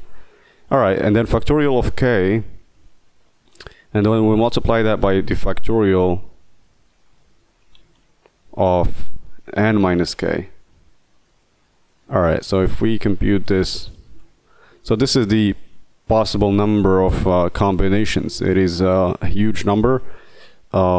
but you can do the math yourself, and it's probably the same thing here. All right, so factorial of n minus k, you multiply that by k factorial, and then you take that in the denominator and you compute n factorial above, and then you do the division. All right, so this was a simple problem, and we've used the factorial function to actually compute it. And I believe in the new Python 3.8 version, there is a math.comp function where you just give it n and k, and you can straight out get the answer. There is another interesting function, which is rx. So it gets you here, you give it a certain number x, and it returns back to you a pair, which is me. M stands for the mantissa, and E stands for the exponent. So you can imagine this, for instance, if you give it a number like 10, then it will write it for you as m times 2 to the power of e. And then it's going to give you these two parameters, m and e, as a tuple, as a pair, me. So let's test it out and see how it works. All right, so math dot fr exponential, and then you give it the number 10, you print it out, and then you see that the pair is this 0.625 comma 4. I think you can do something like me equals this. Now if you try to print m, then it's 0.625 and e is 4. Now if I do something like 10 minus m times 2 to the power of e, then it's 0, because technically this m times 2 to the power of e, by the way, the power, if you want to specify an exponent, then just use double star. So the mantissa is 0.625 and the power e is 4. So 2 to the power 4 is 16. 16 multiplied by 0.625 is 10. 10 minus 10 is 0. Now you can do this with another number like 25, and then let's check the mantissa. It's 0.78 and e is 5. Now if I do here 25 instead of 10, you get back a 0. So it just rewrites the number you give it in this format, the mantissa times 2 to the power of e. Another function that really comes in handy many times is the math.fmod. And what this technically do, alright, let's give it two parameters, 10 and 5. If we run this, it gives back a 0. It technically gives you the modulo 10 modulo 5. So 10 modulo 5, the remainder of the division 10 by 5 is 0.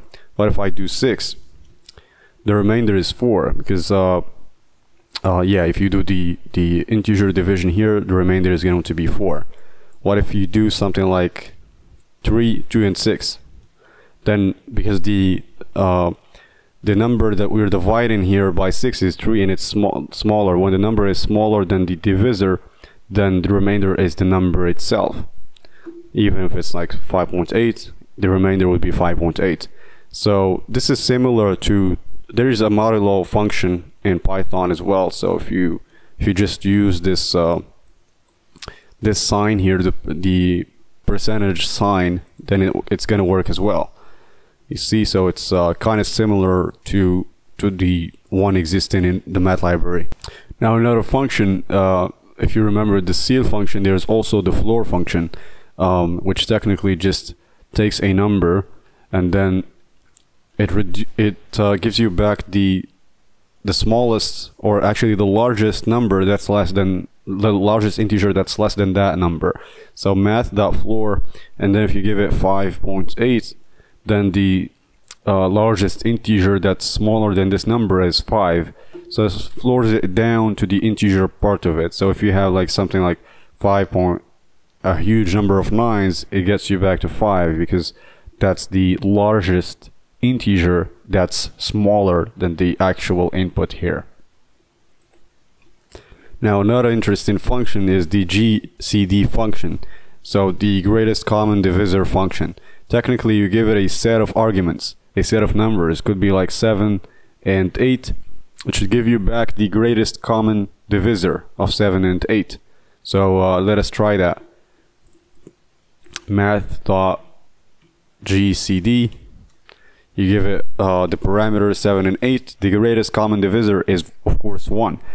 7 is a prime number, and the divisors for 8 we have actually 1, 2, 4, 8, etc. And then for 7 we only have 1 and 7.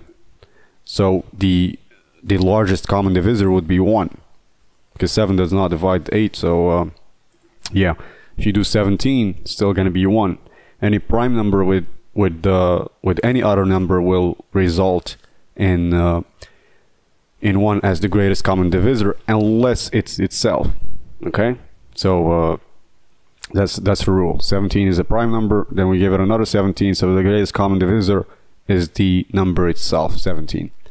Now if you go ahead and put something like 19, because 17 is a prime number and then the other number is different then the greatest common divisor would be 1. Now if you give like other numbers like 100 and then 200, you try to give it a run, the greatest common divisor would be the 100, because it technically, anyway, there are some rules out there.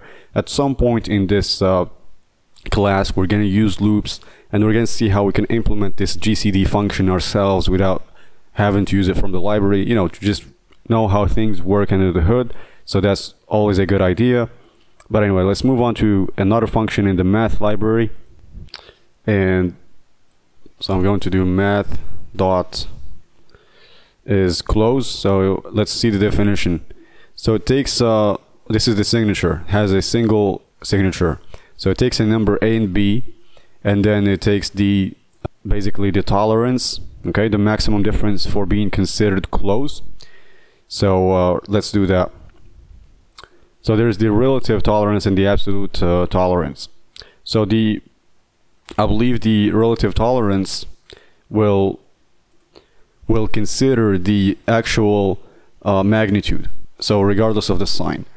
Meanwhile, the absolute tolerance will take into consideration just the maximum difference.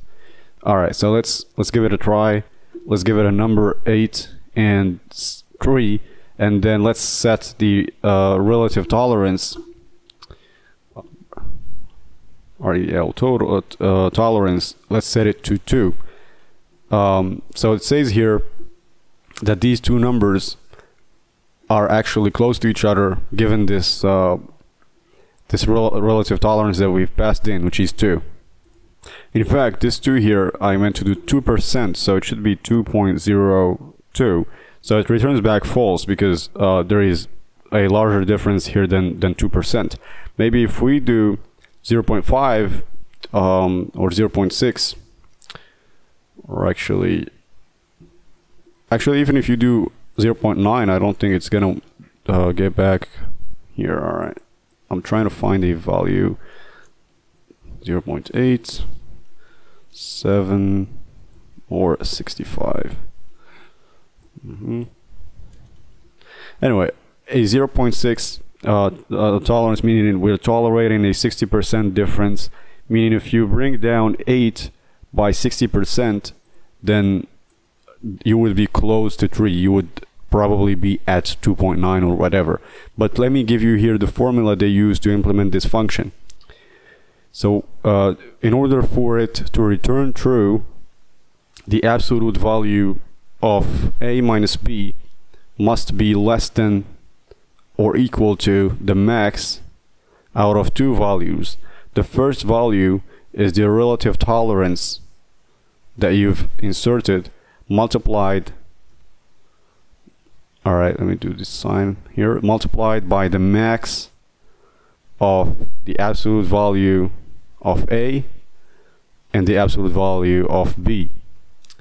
This is the first value to pick the max from, and the second value is actually the absolute tolerance. Okay, so you're going to be picking one of these. So what was the relative tolerance we've set in? We've set it to be 0.6. Then we multiplied it by the max of a and b. What is the max of a and b? It's 8.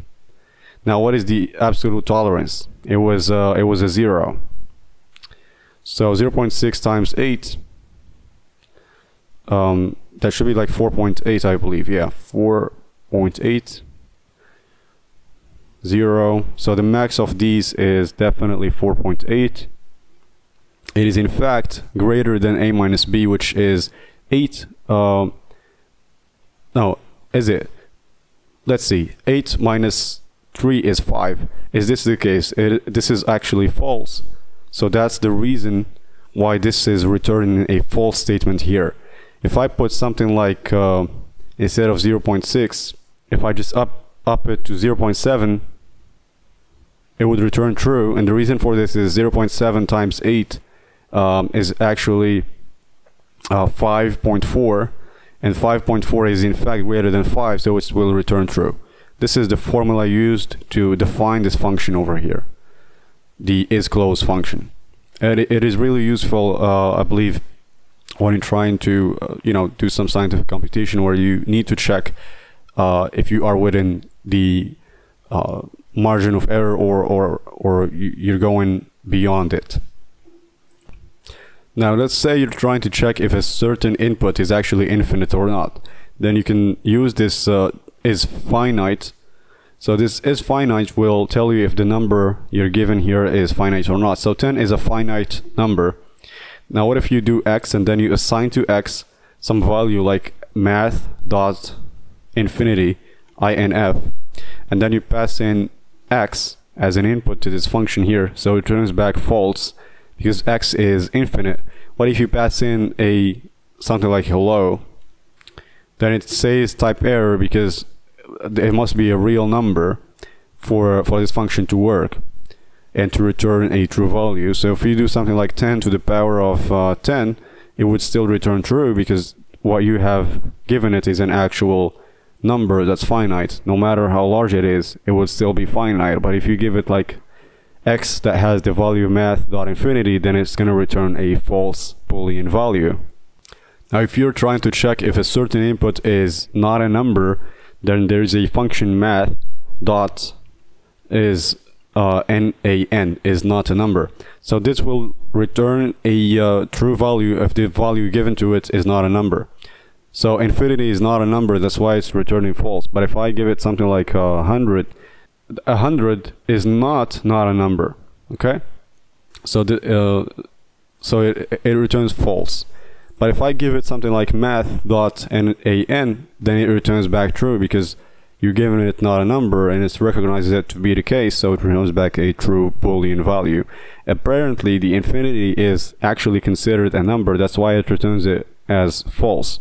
So the only input that would result in true is actually math.nan.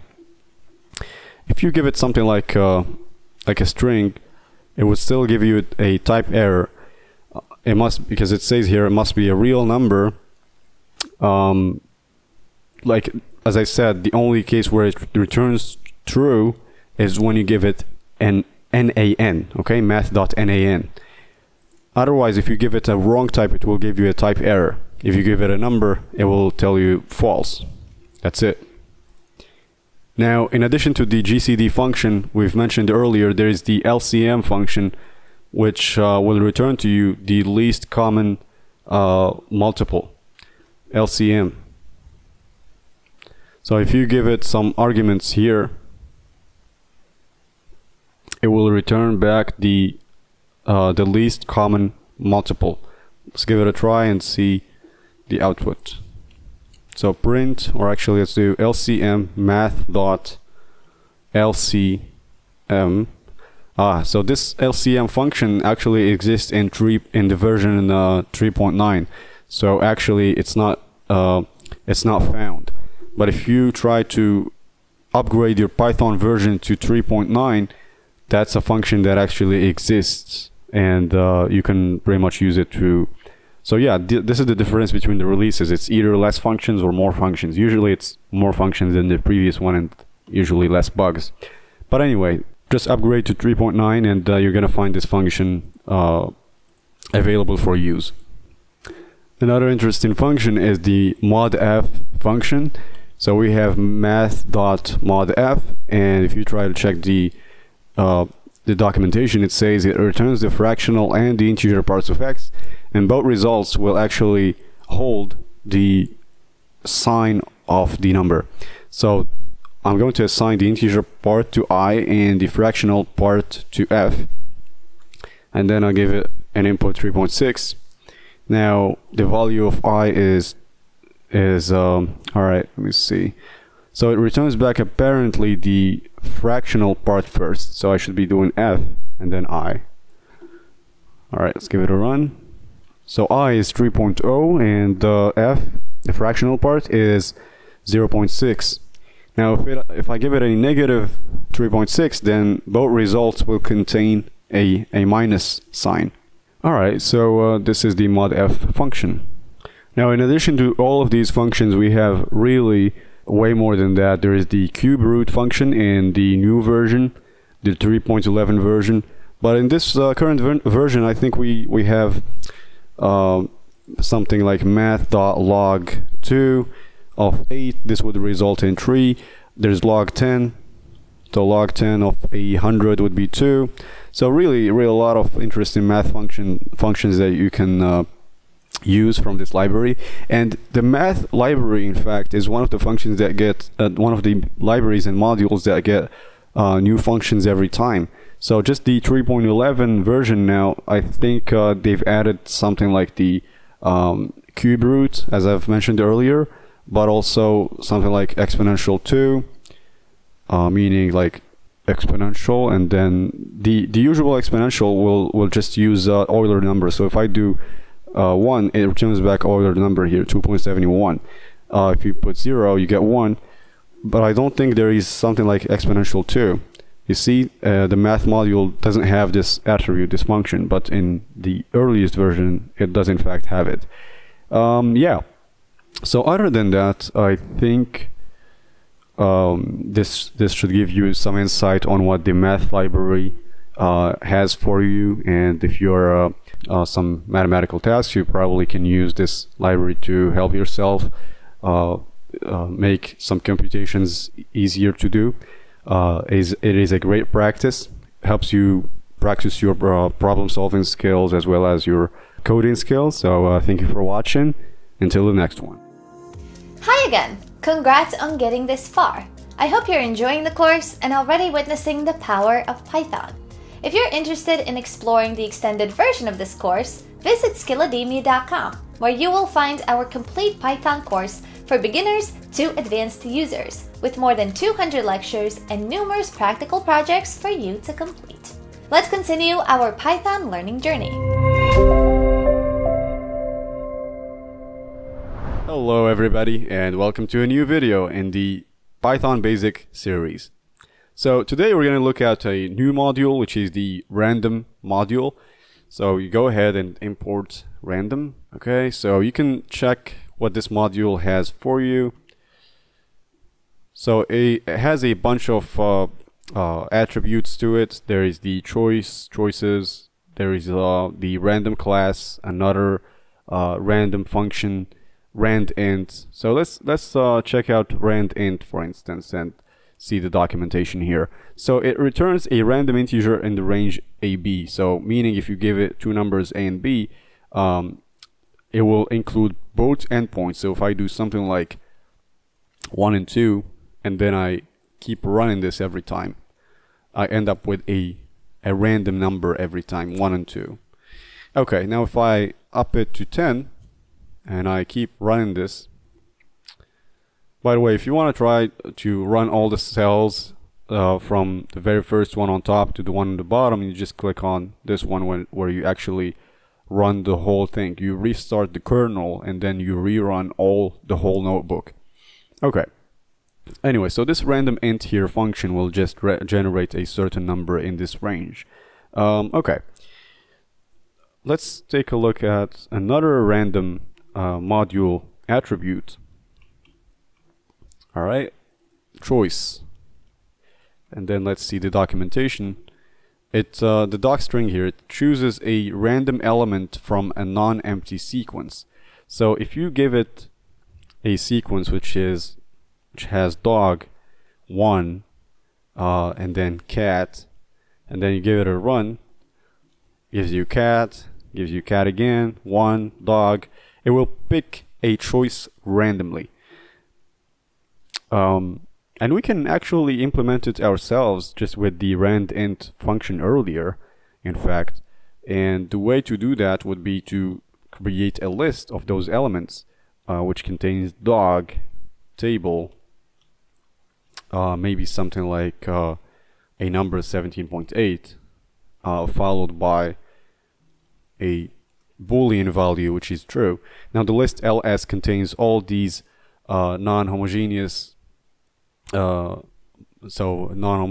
members, right? Dog is a string, table is a string, this is a float, this is a Boolean.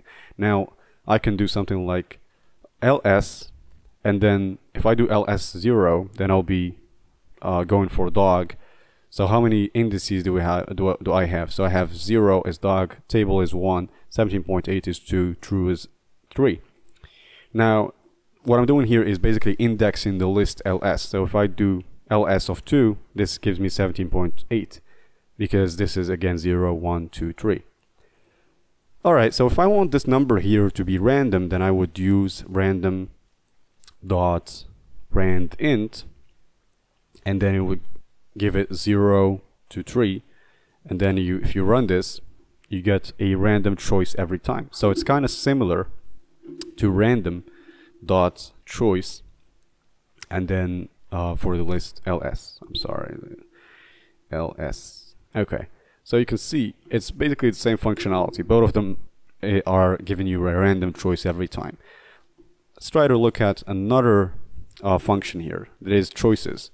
And what choices does here, it returns a case size list of a population element. So you give it a population, and then you don't have to give the weights. And then there's the cumulative weights, and then there is the k, which is the number of elements. Okay, so let's give it a try. If I just give it a list ls, and then I give it k as 2, k is 2. It's given me 2 random values in this new list of 2 elements. So every time you run it, you get a certain output. Table dog, table, dog 17.8, 17.8 true. So we'll pick 2 elements, right? K elements from this ls list and generate a new k-sized list, which is here. Now, if I'm willing, for instance, to see dog more often, then I should create a weights list, and the weights are going to be this way. So maybe 0.8, or actually 0.7, and then 0.1, 0.1, and 0.1. Okay. Now upon running this, 70% of the time, dog will appear in this new list. You can see it appears many times. So 70% of the time, the dog will appear in the list. Okay. You can see in many instances we have dog, because as I said, 70% of the time it will in fact appear in the list. Now you can see now this is the first time we get an output without a dog in the elements of this new generated list. So I hope this clarified the difference between randint, choices, and choice. Let me actually rewrite this over here. So the random module actually has several functions, among which we have the randint function, we have the choice function, and we have the choices function. So randint, you give it 2 parameters, the start and the end, and it will generate a random number. So the output is 1 element, a single element. Okay, a single element which is an integer, in fact, between s and e. A choice will get you a random choice in a certain list ls. So it takes in a list. Choices, on the other hand, you give it the list ls, and you can give it k, which is the number of elements. So it gives you k random elements. And optionally, you can specify the weights of each elements in this list, ls. So earlier, look what I have done. 0.7 refers to the dog being in the list 70% of the time. Table is 10%, 70.8 will 10%, and true it has 10%. By default, if you want them to be all of the same weight, you don't have actually to just, you can just omit specifying the weight if you're looking for all of them to have the same chances to appear in the randomly generated list. So if you do something like that, then every time you're gonna get a random value. Okay, true dog, equally random generated lists. Now a problem that I want you to think of is, can you try to actually write a code that would get you a random even number between 0 and 100? Okay, we don't want an odd number to appear. What would you do in this case? Well, the list should be only including odd numbers, but you don't really want to, write 0, 3, 5, 7, 9. Actually, you can forget about the 0, okay? But anyway, you don't want to create that list manually and hard code the list. So we need, let me actually delete all of this, import random again. Alright, let's check if random has actually something similar to that in the list. Alright, so we have random range, okay? So rand range, let's check out the documentation. It has a start, a stop, and a step. Okay, and it takes in integers. Choose a random item from this range. Start, stop, step. So let's take a look. The start is 0, the end is 100, and the step, I'll specify it to be 2. That way we only get an even number every time, because the list that was that we're considering starts from 0 to 100, but the steps we're taking are only like you take 2 steps forward, meaning 0, 2, 4, 6, etc. So this will give you a random even number every time. So you can print this rand even here. Okay, so if I run this again, I should expect a new random value. 58. Now if I run this again, 84. 46. What if I do start from 1 and this time take a step of 2? So 1, 3, 5, 7, etc. So I should expect now only odd numbers to appear. Sorry, odd. Can just remove this, to be honest. Okay, so 87, 79, all are basically random numbers that are actually odd. Alright, so this fixes the problem with randint, which includes the endpoint. So by the way, this actually doesn't consider the endpoint. Alright, and in Python this is usually not what you want to, which is including the endpoint. Anyway, but it also gives you the option of having a step. Okay, by default it's 1, but you can specify it to be 2 or 3, whichever you want. Okay, now what if you want a, let's say 0, and then you take a step of 3. So here we're gonna end up with 0 and then 3 and then 6 then 9. At some point we get 54, which I believe is in fact so here we're generating only multiples of 3, right? Every time we're generating multiples of 3 only.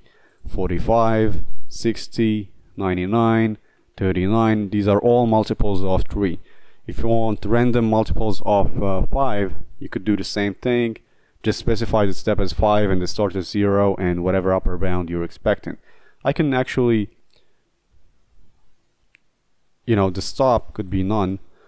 Let me see, stop is none. Says empty range for rand range. So apparently I thought it was gonna like put some random value, which they're putting none, which I don't really get y exactly, because there should be a stop at some point, otherwise it would just go in infinite. So you need to have a stop, like 1,000 at least. Yeah.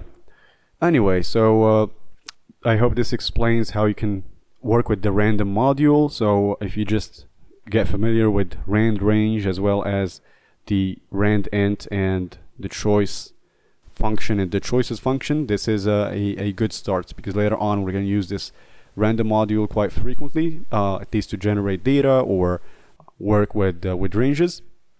So in this second part of this series, we're going to see how we can work with the range function to generate some patterns and sequential data in a way we don't have to hard code it, but rather just get it generated for us automatically using this range function. So if you do 1, 5 and then you put this in a list, this will generate a list going from 1 to 4, so it excludes the right endpoint.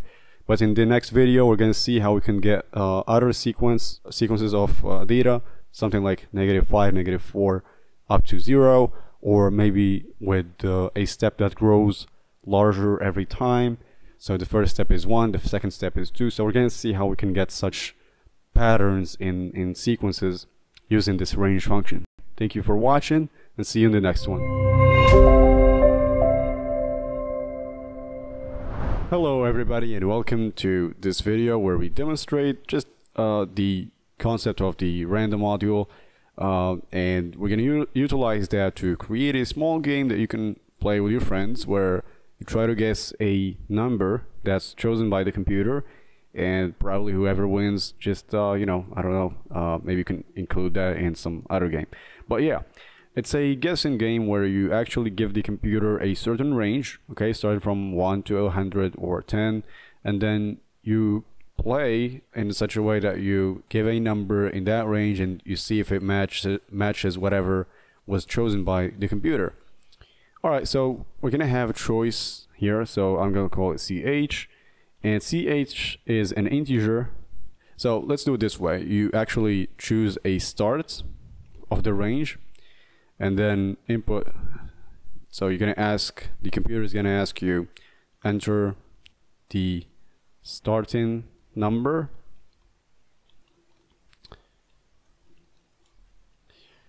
and then the end is input enter the stop number. Okay, and then we're going to generate a random number, rand, equals random dot randint, the library to actually get us the function to actually get us a random integer from a certain start until the end. And then the computer is going to ask you for a choice. So choice equals int input guess what's the number. Okay. Alright, let me use double quotation marks just to... Okay, guess what's the number, and then if choice equals rand, so you would say you won, and then if you lost, then the computer will say you lost, and the number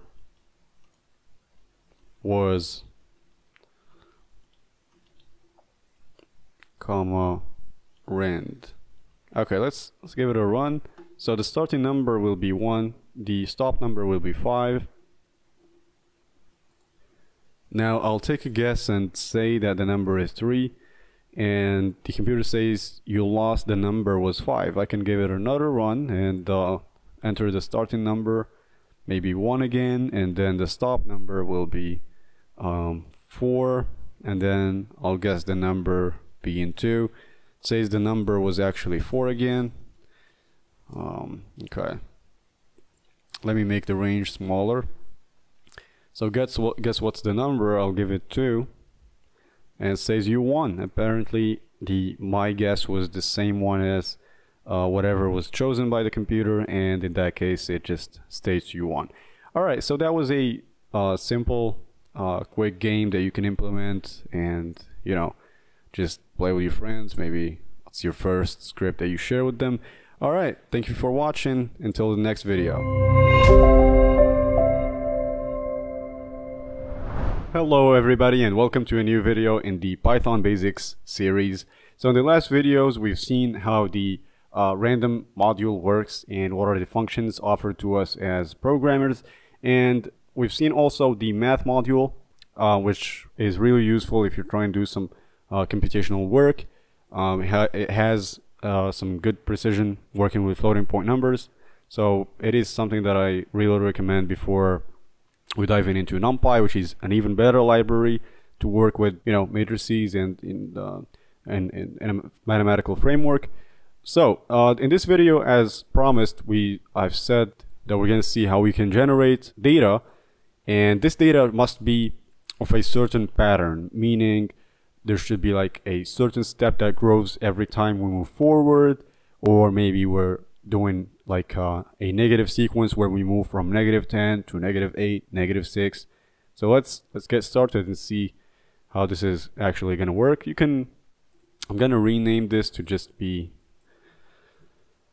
range function testing. So we're testing with the range function in Python, so I'm gonna go ahead and rename this notebook I've created earlier, and I'll restart the kernel. So remember, if you just if you don't have Jupyter in your machine, just go ahead and check one of the previous videos. It will it goes through how to get Jupyter installed in your machine and how to start it from the command prompt. Okay, perfect. We can now get started.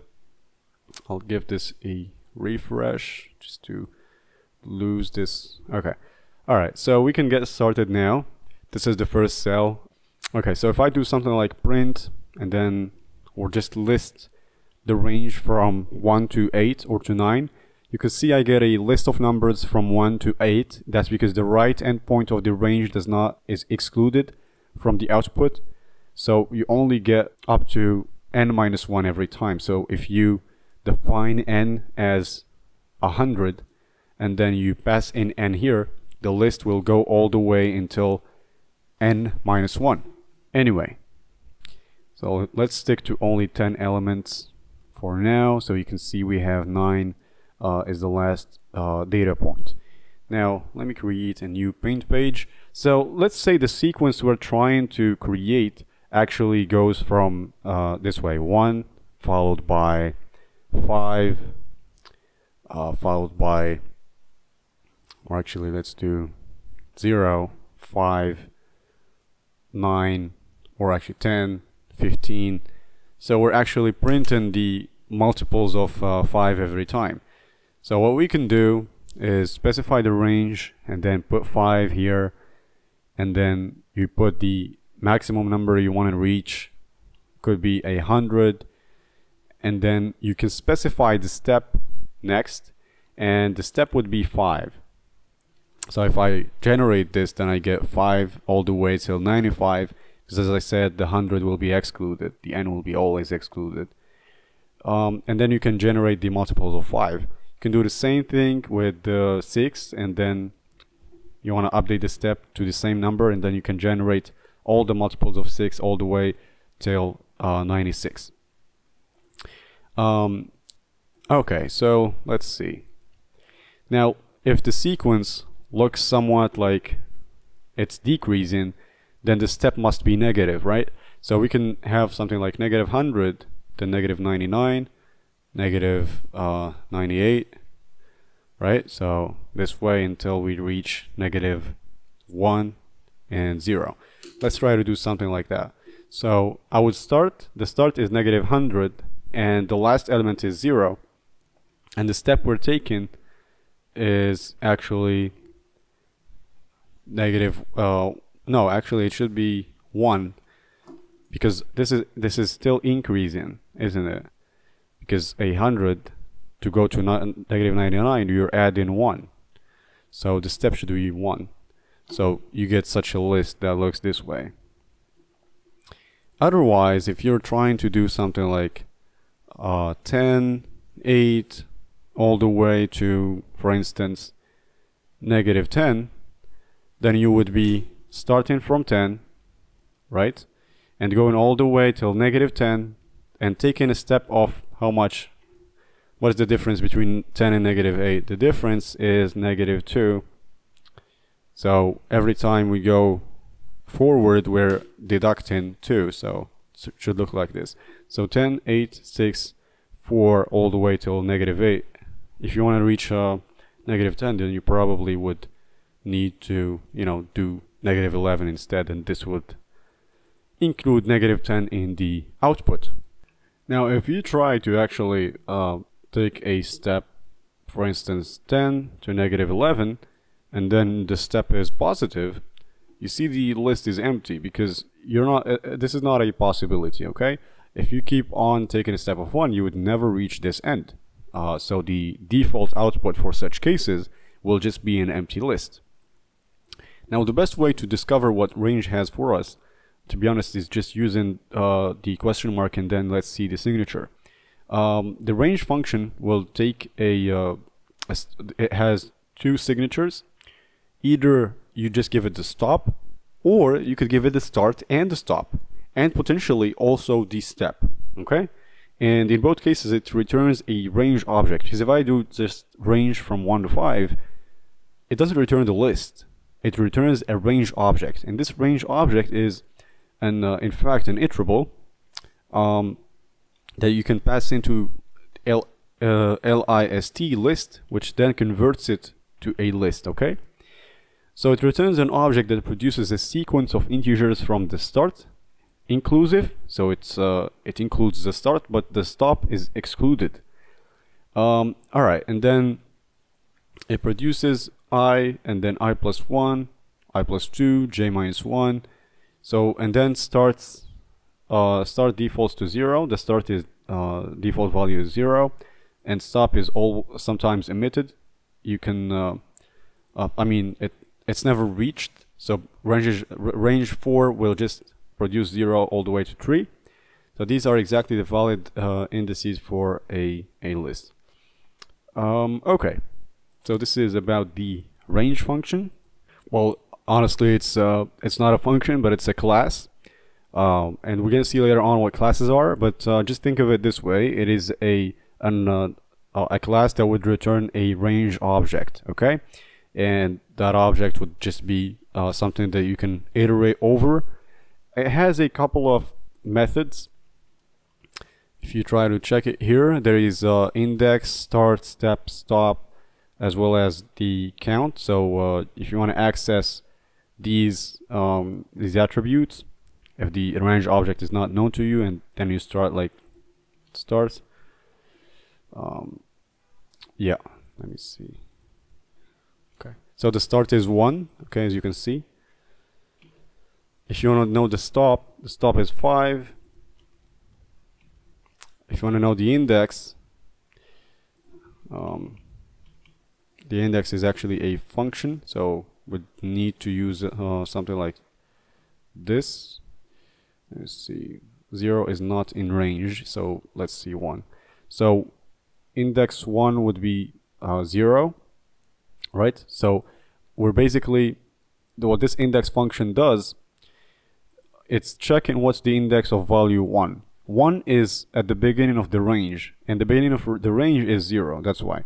If I put like 4 is located at the end of this range. The range has these values: 0, 1, 2, 3, 4, right? And 4 is in fact located at the third index. So 0, 1, 2, 3, 4, and then the index of 4. So this is so we start from 1, right? So 1 to 5, we have 1, 2, 3, 4. 1 is located at 0, 2 is located at 1, 3 is located at 2, 4 is located at 3. So the index of 4 is actually 3. So these are some functions that exist in this range module or range class. Yeah, so we can do the count. So what's the count of 1? It's actually 1. What's the count of 8? 0. We don't have any 8s in this range. Yeah, so we can... What's the count of 4? It's actually 1. It's like we're counting how many 4s we have in this list, and we have a single 4, therefore the output will be 1. Hopefully this explains what the range function does exactly and how to use it combined with its attributes. Usually you don't have to use like stuff like count or etc. It's just you use it when you try to generate a set of values that you're trying to iterate over, and that's pretty much it. Like we're gonna see like their use is mostly when you have loops and you're trying to loop over a set of values and you have a certain number of repetitions to do. Range will be your friend. Alright, thank you for watching and see you in the next one. Hello everybody and welcome back to a new video on Python data types. In the last video, in Python Basics chapter, we've seen how you can create some sequences of data, mainly integers that have a certain pattern where you actually just print the odd numbers from a certain start till a certain end, and we used the range function to generate those sequences. Now I want to introduce you to some Python data types. I know we've seen a couple of them now, but I want to make sure that you understand Python looks at data differently based on the data type. So for instance, if you take this variable x, right, and then you try to take input from the user, you would do something like this, and then inside of the parentheses you would put the message that you would like the user to see. So if I go ahead and put this message, enter a number, then you would expect the user to enter a number, right? That's what you're looking for. But if the user enters something like hello, Python would actually accept this, right? Because you haven't specified the data type that is expected, and by default if you don't actually specify the data type to be expected, then Python will read whatever the user enters as a string. Okay, so if you check now the type of x, then it says str as in string. Now even if the user enters something like 5 and x value is 5, as you can see here, the type would still be a string, because as you can see we have some quotation marks here. Those are basically indicating that x is holding in fact not the number 5 but rather the character 5, right? Those are completely different things. As you may know, in a lot of scenarios where you actually send a message to your friend and you're writing a date on that message, like I was born in 1996 or whatever, then that part of the message is still considered as a text, right? It's not a number. And that's the same thing here. Whatever the user entered, although it contained the number, which is in this case 5, it's still considered as a string, right? So that's how Python actually looks at it, because you haven't specified the data type. So if you're expecting an integer, then you should wrap the whole thing in this function here called int. And what it basically does, it converts whatever numeric text to an actual number. Now if you enter 5 and you check here the content of 5, the single quotation marks are gone, and that means that x now is no longer a string but it's rather an integer. Now let's say that the user tries to actually disobey the rule here and try to enter something that's not a number, which you've actually asked for, and they entered something like a text, which is hello, then you get a value error. And what a value error here, it's saying that it's an invalid literal for int. So the value hello is not in any scenario a number of base 10, right? It could be, by the way, we're gonna later look at how you can take numbers with different bases, like I'm not sure if you're familiar with the concept of a base for a number. For example, binary number are base 2 numbers, meaning you're only allowed to use 2 digits, which are basically 0 and 1, to represent numbers. Now when we say base 10, then we're allowed to use up to 10 digits to represent numbers, which is the default base in Python when you use this int function. Alright, so now that you have this in mind, whenever the user tries, whenever you're looking to take an integer from the user, you would need to specify that to Python and put int, and then followed by input, followed by the prompt text that you want to tell the user at the end. So if you're expecting a text, you don't even need to actually cast or convert the input to a string. Let's say here, enter a message here. Okay. Oh, sorry. Let me stop this. Okay. So enter a message. Then I can say, hello world. And the type of X is a string. And this is completely unnecessary because I didn't need to specify that I'm taking a string, because by default, input will return back to you. As you can see here, input will have a prompt, right? And then it will forward the raw input to front ends, meaning it will just take whatever is being given from the user, right, from the standard input, and then just put it in your program scope and assign it to whichever variable you've chosen it to be assigned to. Now let's say you're trying to take a phone number from the user. Would you rather take the phone number as an actual number or as an integer? I mean as a string. So this is either you take it as a string or as an integer. Now in a lot of cases you might actually need to take it as a string and then later on convert it to an integer, because phone numbers, like a lot of people would choose to enter them, I don't know, like this. Yeah, you know, with this hyphen over here. Or if they are international numbers, then they could have like that indicator for the country, where for instance the US has a +1 and then a couple of more numbers with a hyphen in between. Then this is no longer considered it's no longer considered as an integer, right? If the user enters it that way. I mean, they're still inputting their phone number, just not in the format you would expect it you would expect it to be. So you would actually take the phone number initially as a string and then manipulate it using the string methods that you have in that string class to actually make it an integer, a unique integer in your database, for instance. So that's just a way of handling data. Now, usually you would need to take actually the phone number as a string and then later on do something else with it to make it an actual integer. Alright, so that was here just a quick difference between strings and integers. How would you take integers from the user?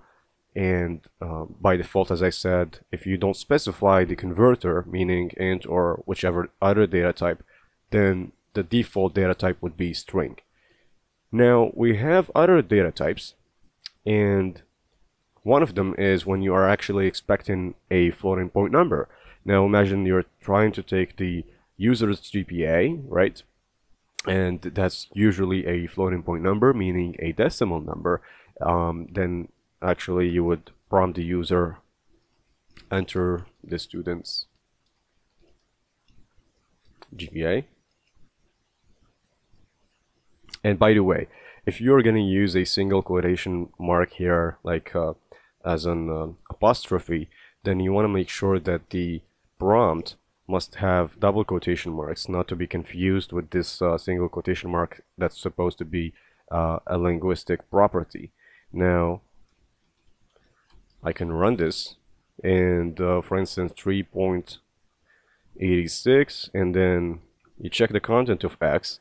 It does in fact hold the value 3.86. It's just not a floating point number. If you try to add to it 1, for instance, to correct their GPA or whatever, then you can see it says you can only concatenate string to a string. And the reason why you get this error is it's because you're trying to take a string and add to it an integer, right? You can't do such a thing. So what you would need to do, and if you check out the type here of X, it is looked at as a string from the Python perspective. So you would need to do something like float. Sorry, Now when you specify that you're taking a float and then you enter something like 3.86, you can see now x is no longer an str. It's no longer a string, but it's rather a floating point number. Now x plus 1 would be a possible operation because you're trying to add two numerical quantities, and that's completely possible. Alright, now let me actually remove all of these. And now I'm gonna create some variables here and assign to them some values. So I'll assign to x the value 1, I'll assign to y the value a, and for z I'll be assigning the value 1.8. For e or for w I'll be assigning the value true. Now these are all possible values, right, in Python, and they can be assigned to their respective variables accordingly. Now what you can see, I haven't specified the type of x, y, z, or w, but if I go ahead and check the type, and check what is the type of one of them, for example, check the type of 1.8 or z, you can see it says clearly here it's a float. If I check it for w, it says BOOL, that stands for a boolean, and what a boolean value is, it's a variable that can hold two values, either true or false. Now the type of each variable is dynamic. That's why Python is classified as a dynamically typed language, as in the type of each variable will be dependent on whatever value you assign to it. Now if you check the type of w, it says here a boolean. Now if I update w to something like w equals 1, and then I check again and run this cell here, type w, and now it says an integer. The type really just changes. So it is dynamically typed. When you create a variable, it might actually behave as multiple data types in different timestamps of the program, and that's actually something really interesting in Python. And it is definitely not an attribute of all the programming languages. A lot of languages are called statically typed. So when you create a variable and you specify it to be an integer, then it's going to remain an integer all across the program. Alright, so that definitely has advantages and disadvantages, because if you're not careful with what is the data type that variable is at some point in the program, and you treat it for a data type that it's not, then you'll definitely be more error prone, right? Alright, so as you can see here, all of these variables, x, if you check the type of x, most definitely you can tell it's an integer.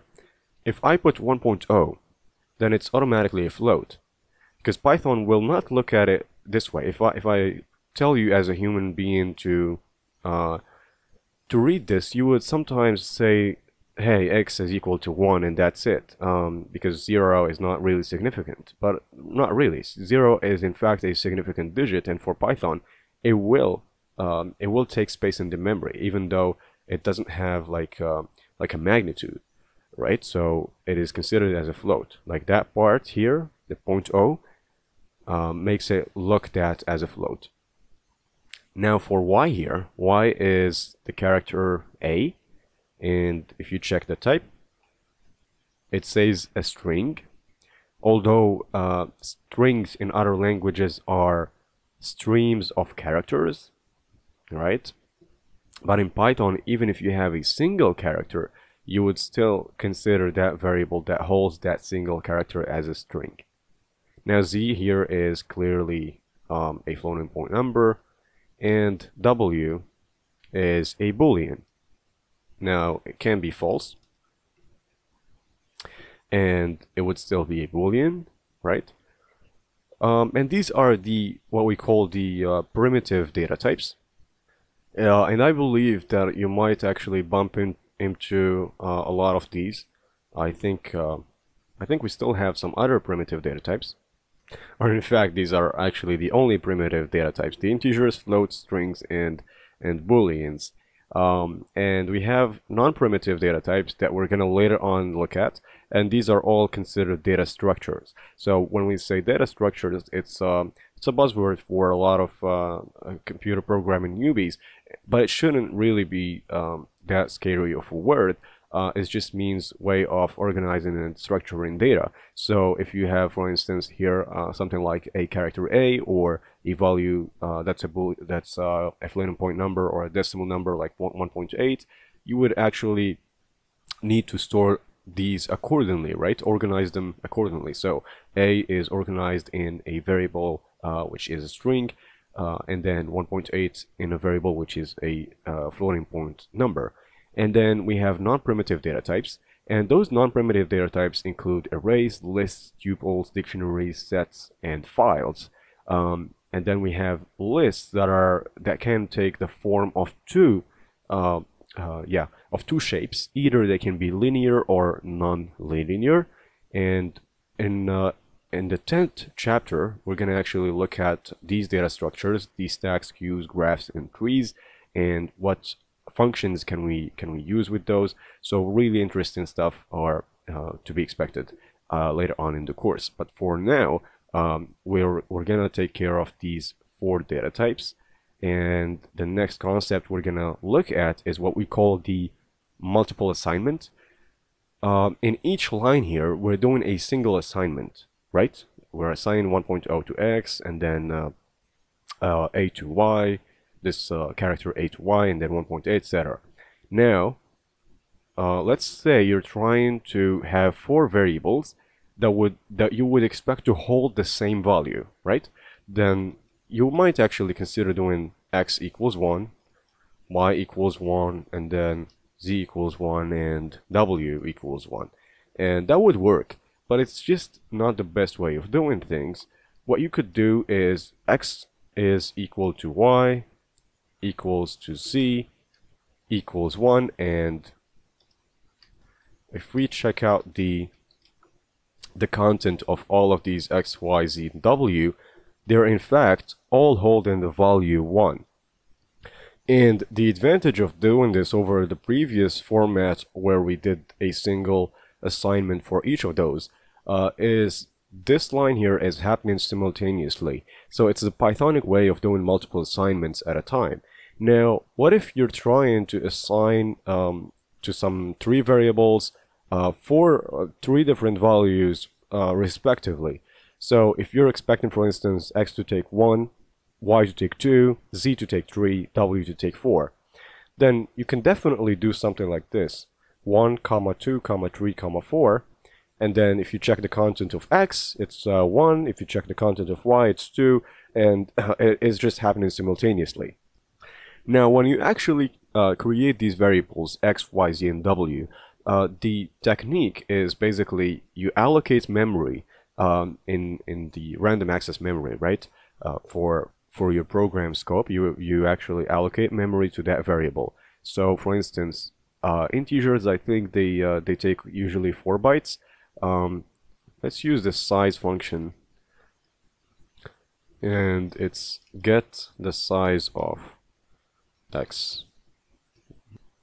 We actually need to import a module called system.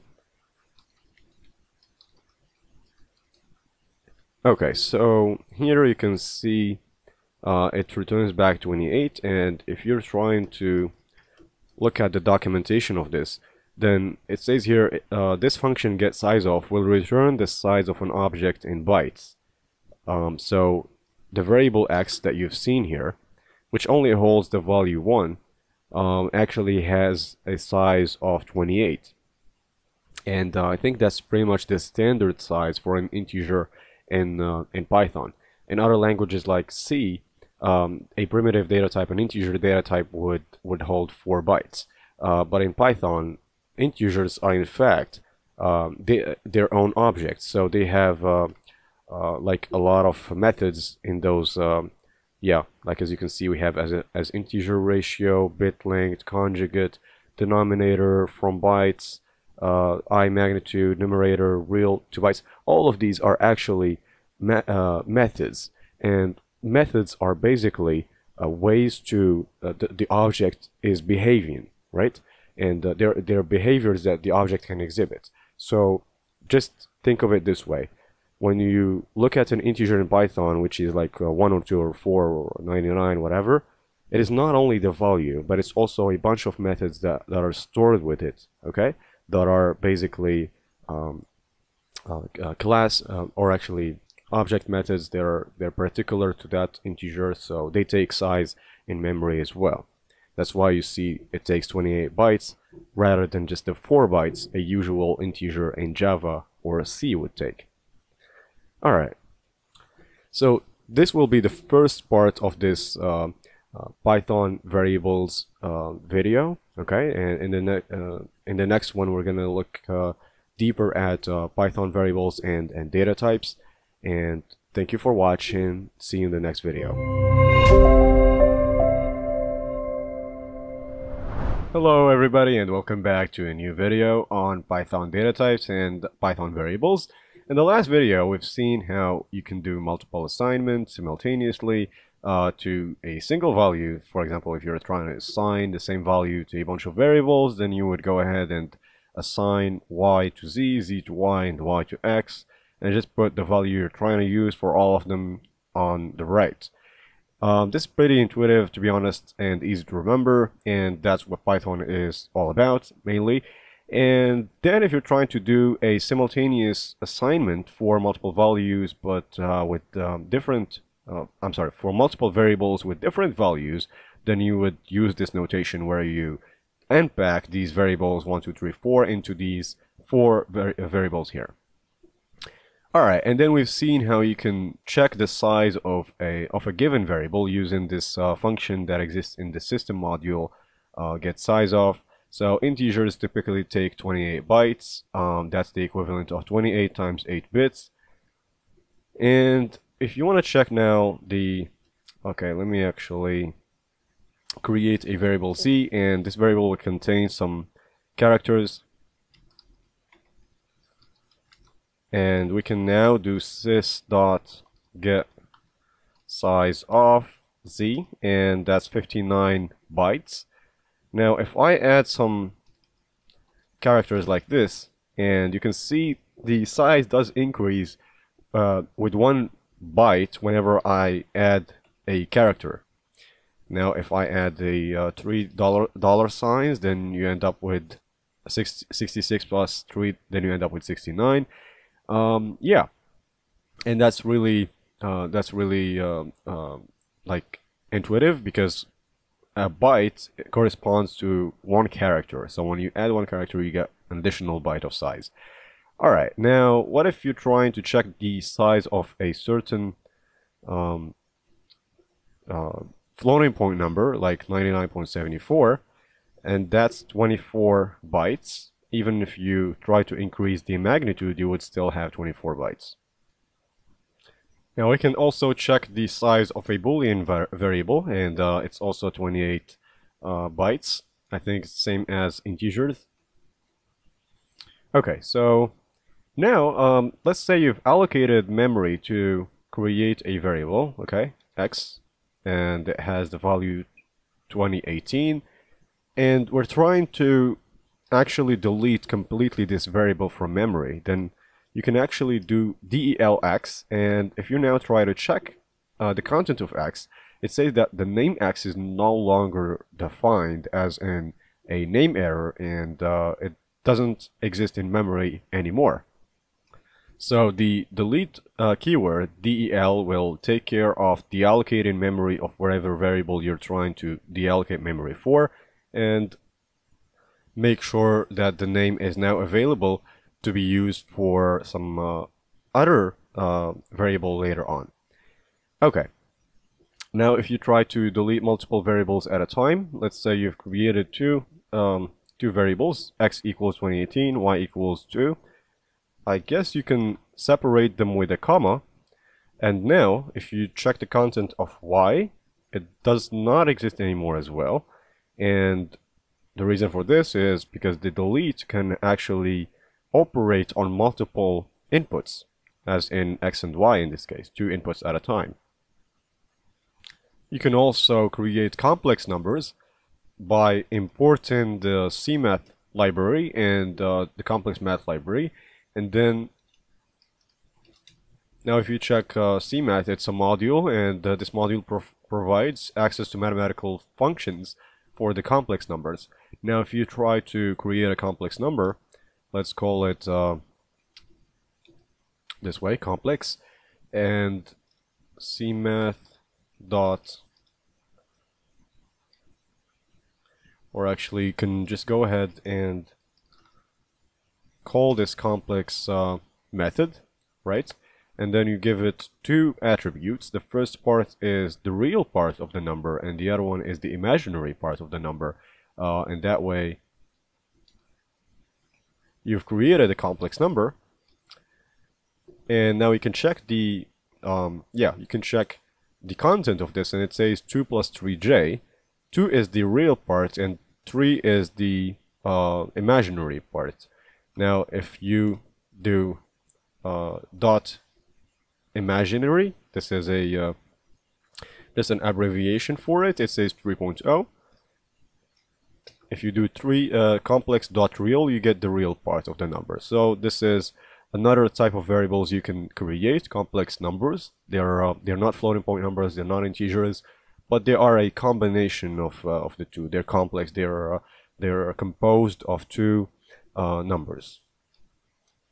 Now we're going to talk a little bit about the operations you can do on these data types, and we're going to start with strings. So if I create a string here and this contains a single character like A, now if I go ahead and try to really just take S and multiply it by 9, then the output is typically 9 instances of that character, and then they're multiplied together.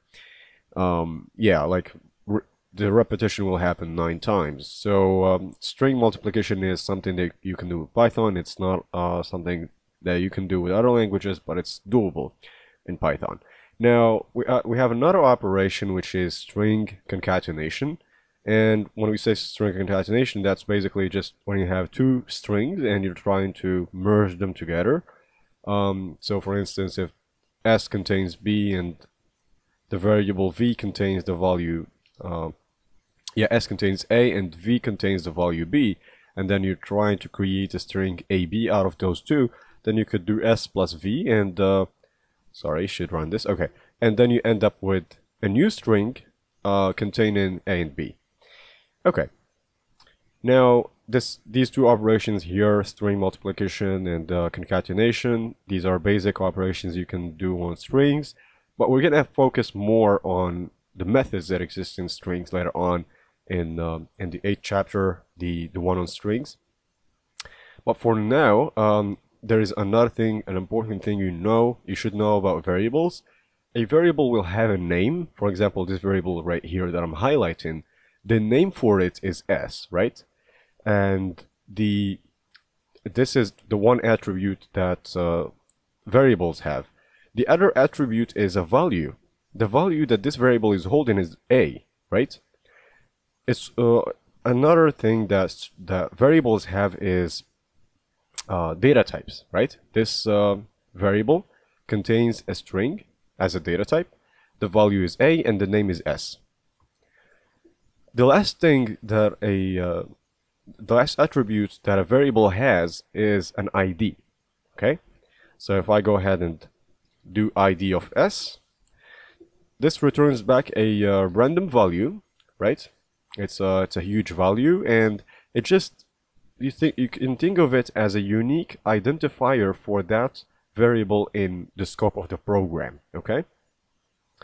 So, and the reason why each variable has its own identifier, it's because two programs might be running at the same time, or multiple threads are running at the same time, and the programmers for the first program have used a name for a variable and called it S, and then the other programmers, they have used the same name for the variable for a different purpose.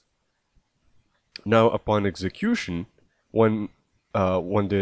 during runtime, when we are executing the program and we see a variable called S, and there are two variables that are called S, and you don't know which value to retrieve from which variable, then in that case, there's going to be a confusion for the computer. That's why variables are looked at as IDs, okay, rather than names. Names are just for you as a programmer to tell which variable are you referring to. But for the computer, it needs the variable to have an address. So addresses are really what makes a variable unique and really identifiable by the computer.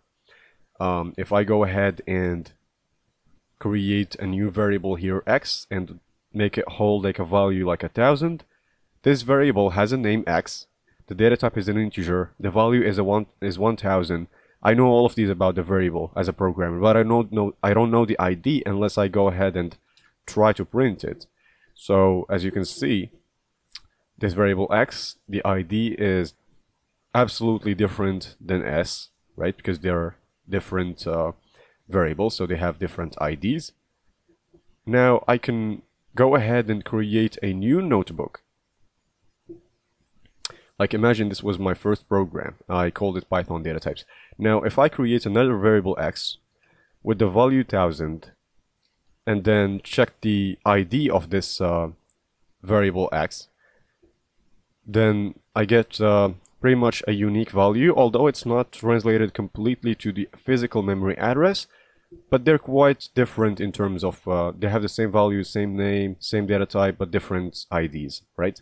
That's how the computer can distinguish between the two variables when you try to use one for a specific scope. Now, a good question to ask is, does this address that we're seeing here for the same program, right? I'm going to close this window, as in we're just working in a single program right now, and I have created a lot of variables for now. And not to confuse you, I'll actually remove all of these, restart the kernel, and make sure we only create a single variable now, and I'll call it x. I'll make it hold a straightforward value, and something like 17,000, okay? Now the 17,000 is a value held by the variable x, okay?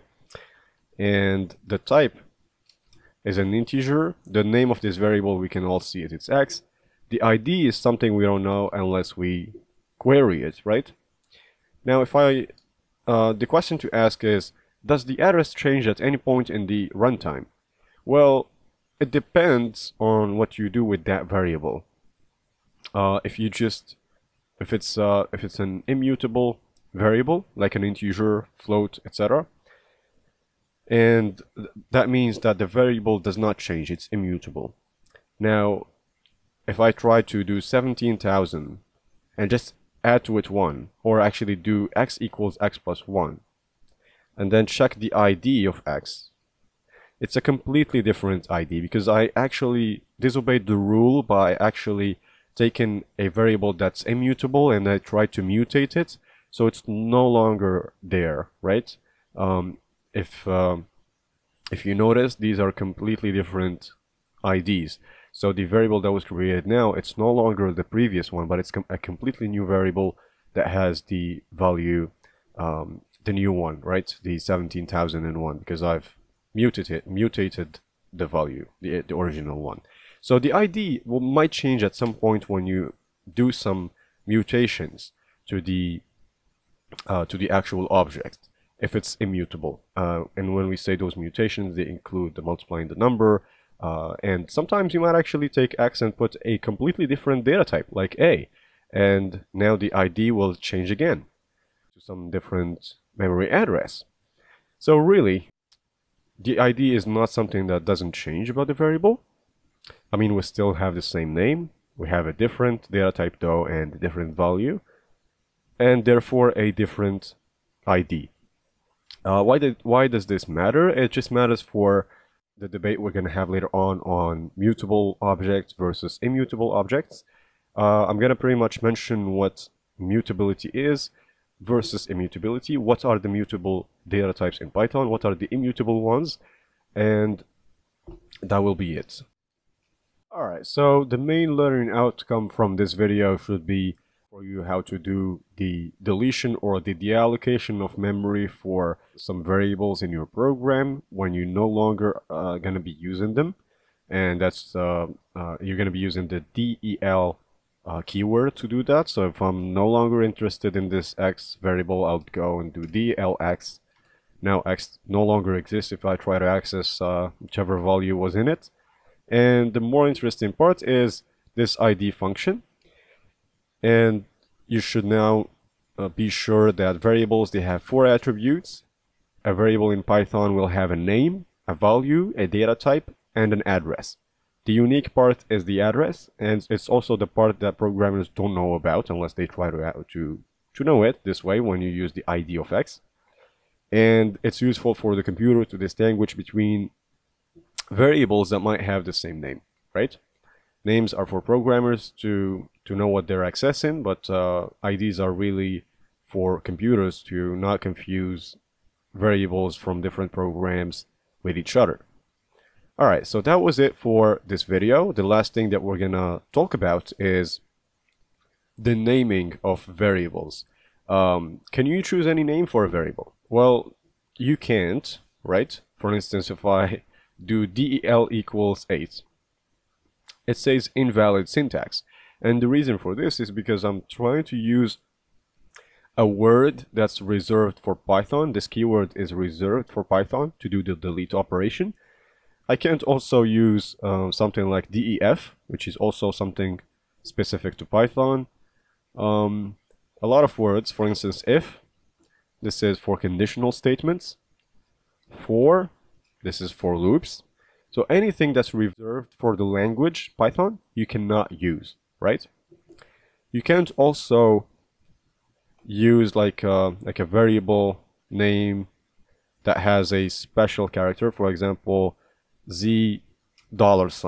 That's an invalid syntax. You cannot. You can though use something like $. Can you use an underscore by itself? Yes, no problem. Can you use e hyphen? You can't. Reason for this again is hyphen is an operator, right? Just like a plus, so you can't actually be using it.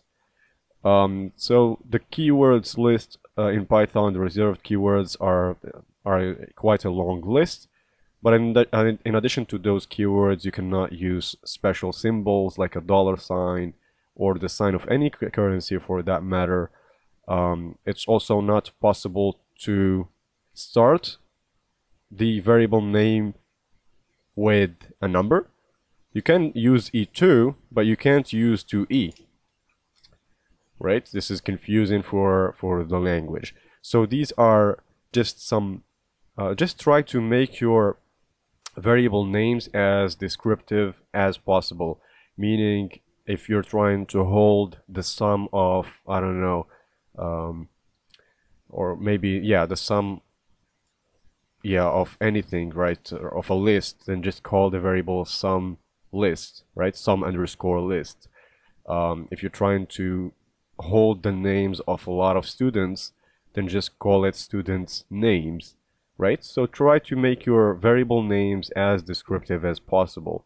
Avoid anything like X or A. These are just here, I'm using them because I'm just using random values and random data, but usually when you deal with the solution of a problem, you should use variable names that are descriptive and relevant to the problem.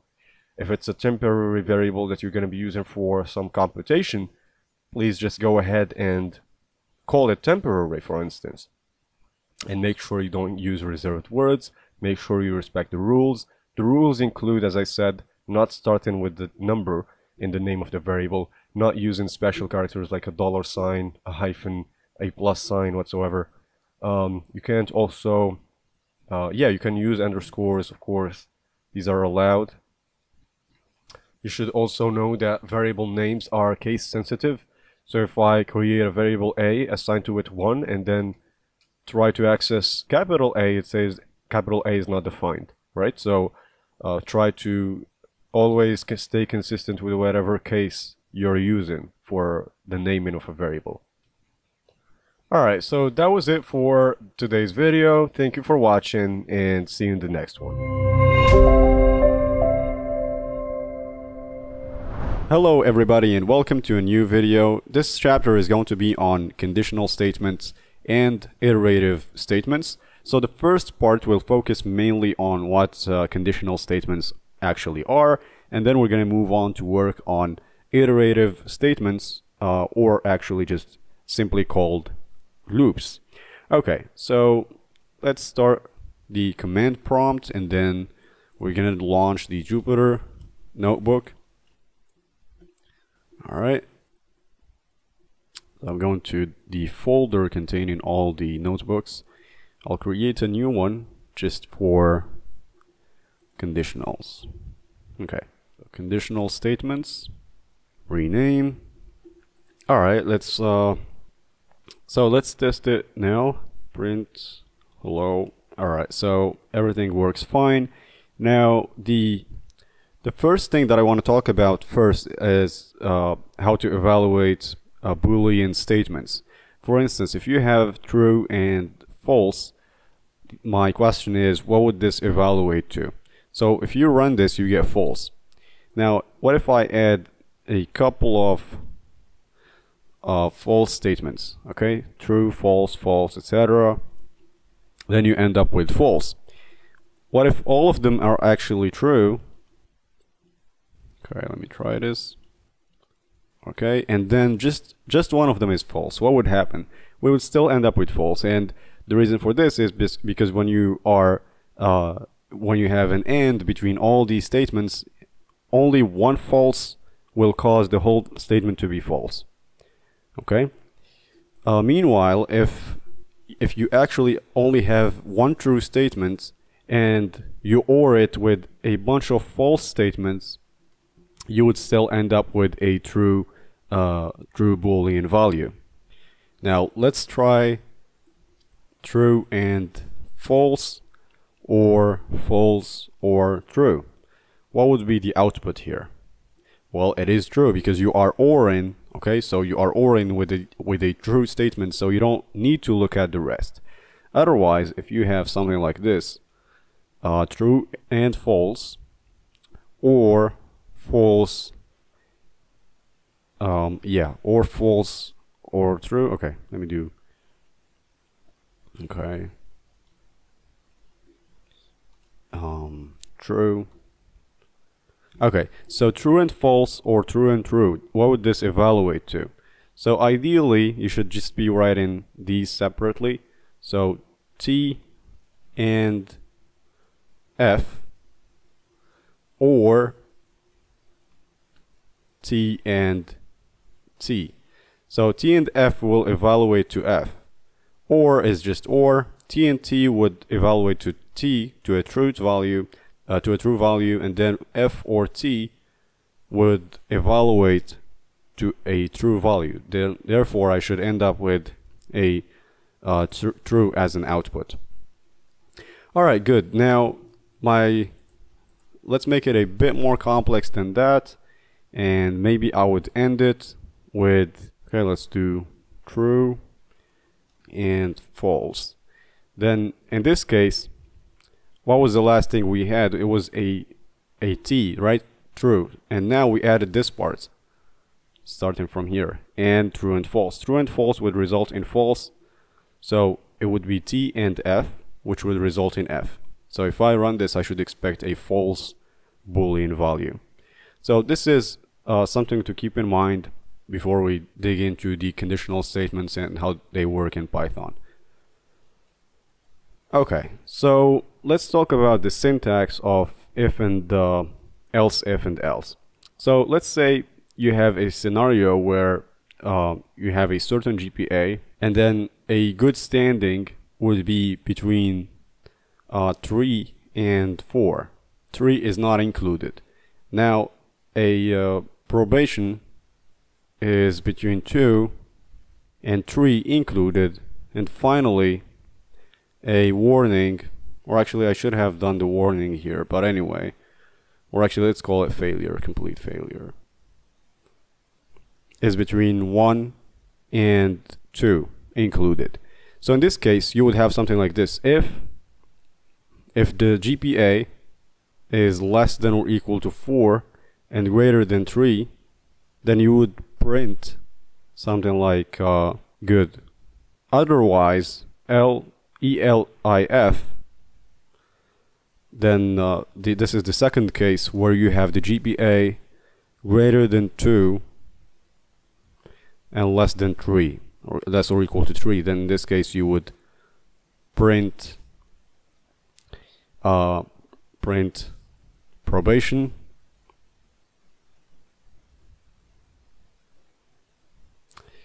Otherwise, if the GPA is greater than 1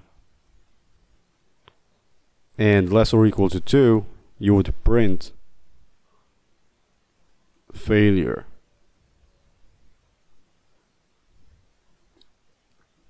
Else, you would print invalid or something like that, as in the user has entered a value that's greater than 4 or less than 1.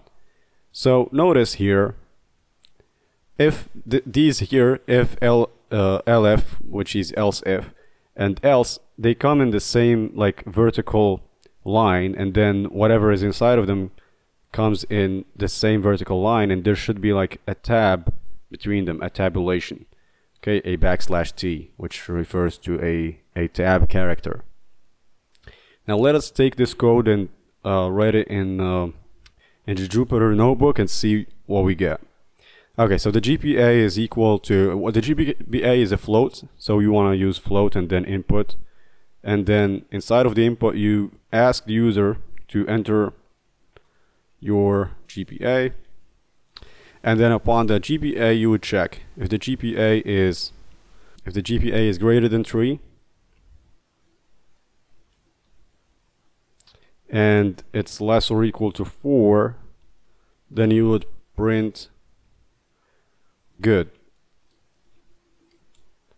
And then you go back to the same vertical line level, right? You lose the indentation, right? And then you actually write the second condition, which is the GPA being greater than 2 and less or equal to 3. Then in that case, you would print probation. And the third case is when the GPA is between 1 and 2. In this case, you would print failure. The last case is when you have a value that's not valid, so you just say invalid. Now let's run this. The GPA is 3.8, so you would expect an answer which is good. Now if we input something like -1, it says invalid. If we put a big value, 4.1, which is not possible, it's also invalid. If you put 1.2, it automatically classifies it as a failure. So this should be a good example on how to use the syntax, on how the right syntax looks like when you're trying to write if and else conditions. Now we're going to move on to another practice problem in which I won't dig into the nested if and else statements where you actually have an if statement and then inside of it you have another if statement. So we're not doing that yet. It's just going to be another simple example. So we're going to try to create a basically a quadratic equation solver. So the quadratic form equation would look somewhat like ax squared plus bx plus c equals 0, and then you would go ahead and compute calculate the discriminant, which is delta equals b squared minus 4ac. And then based on the value of delta, so if it is actually greater than 0, then there are two solutions such that the first solution x1 is equal to -b plus square root of delta over 2a. The second solution x2 is -b minus square root of delta over 2a. And then if delta is equal to 0, then there is a single solution x, which is equal to -b over 2a. And finally, if delta is less than 0, then in this case you would just tell the user there are no real solutions.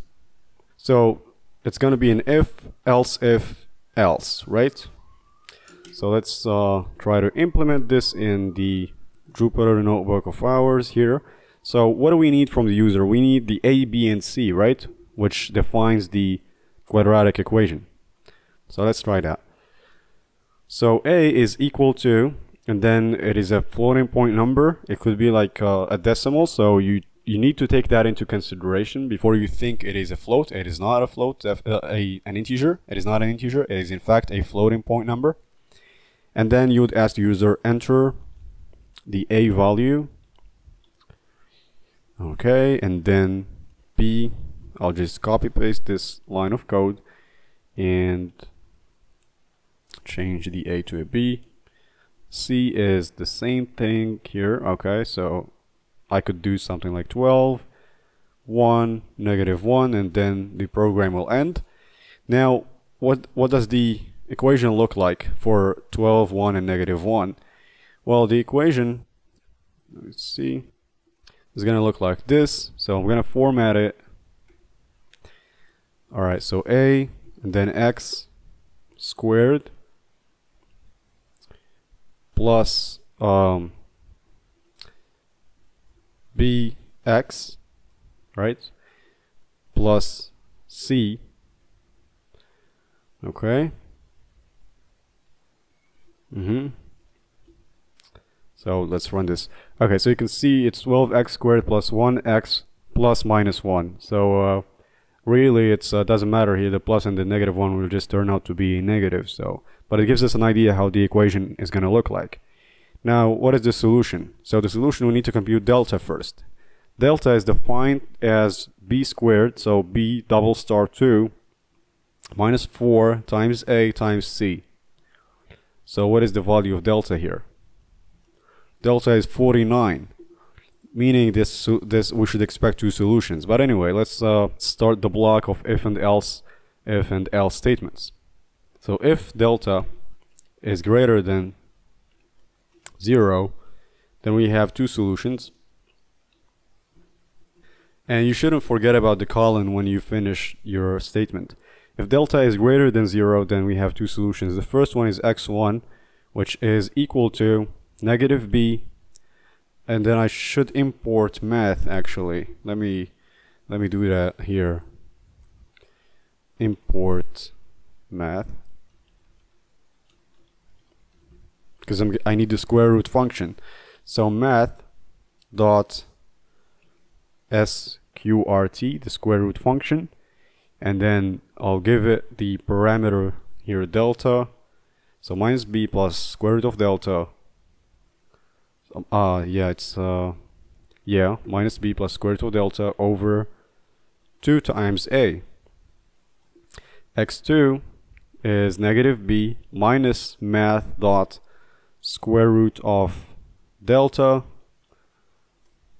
over 2 times a. Otherwise, if delta is equal to 0, by the way, when you're trying to check equality, you shouldn't just put delta equals as one sign. It should be two equal signs, because as you might recall, the equality sign here is an assignment operation, not an equality check-in. To check equality, you need a double equation, a double equality sign, sorry. So if delta is equal to 0, then in this case you have a single solution, and it would be x equals -b over 2a. Else you would say that the equation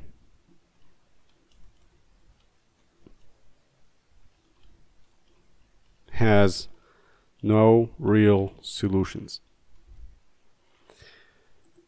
Okay, so this we can actually try to print x1 and x2 over here, and then print x over here.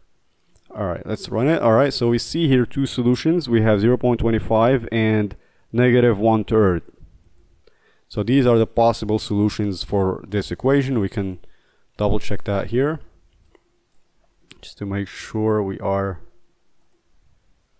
on the right track. So the equation was this one here. So I'm gonna copy paste it. Okay, equals 0. I should have made it like this. Okay, so let's see. Yeah, so the first solution -0.33, second one is 0.25, so -1/3 and 1/4. Alright, let's move on to another practice problem, and this time we're taking three numbers from the user, x, y, and z, and we're trying to figure out which one is the largest number, and then hopefully we find out as well which one is the smallest number at the same time. So we're trying to find the largest and the smallest at the same time. Alright, let's see how we can do that. So I'm going to remove all of these. Alright, so x is equal to float, and then you would take input from the user, enter the first number. Okay. And then you would do the same thing with y and z. I could do enter the x number, the y number, and the z number. Okay, so we have three cases. Either x is the largest, y or z is the largest. So let's see how we can do that. So if x is actually greater than or equal to y, and y is greater or equal to z, then in this case print f, and then you would format this string to appear this way. So x is the largest and z is the smallest. Else if y is greater than or equal to x, and x is greater than or equal to z, then in this case you would format the string to appear as y being the largest.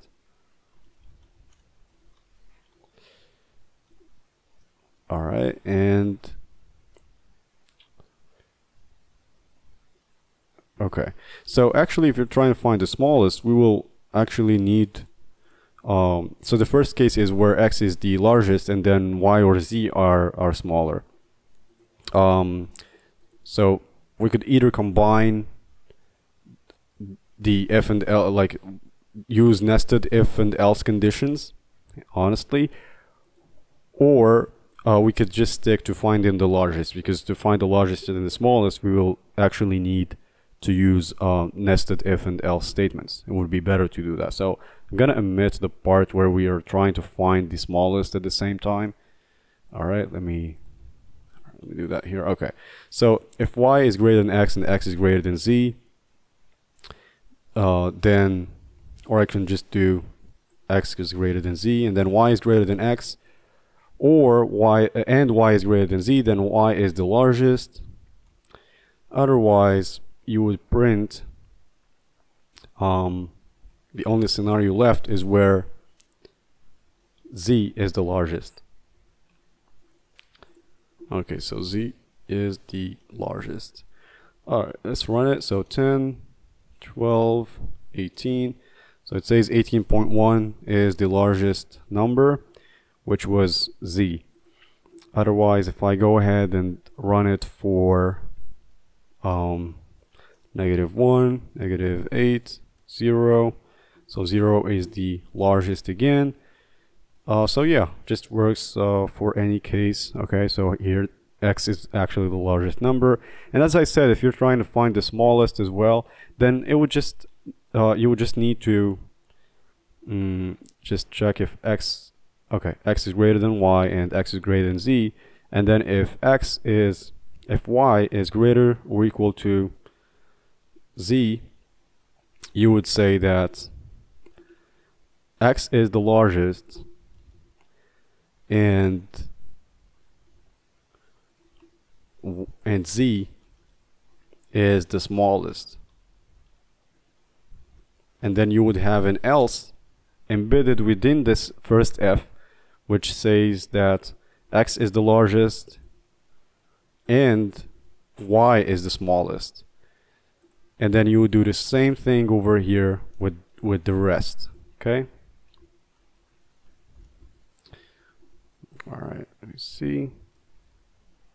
All right, so if x is actually greater than z, then x is the, okay, yeah, then y is the largest, in fact, because it's greater than both of them, and then z is the smallest. Otherwise, y is the largest and x is the smallest. And then finally, in this case where z is in fact the largest number, if x is greater than z, then you should say that z is the smallest. I'm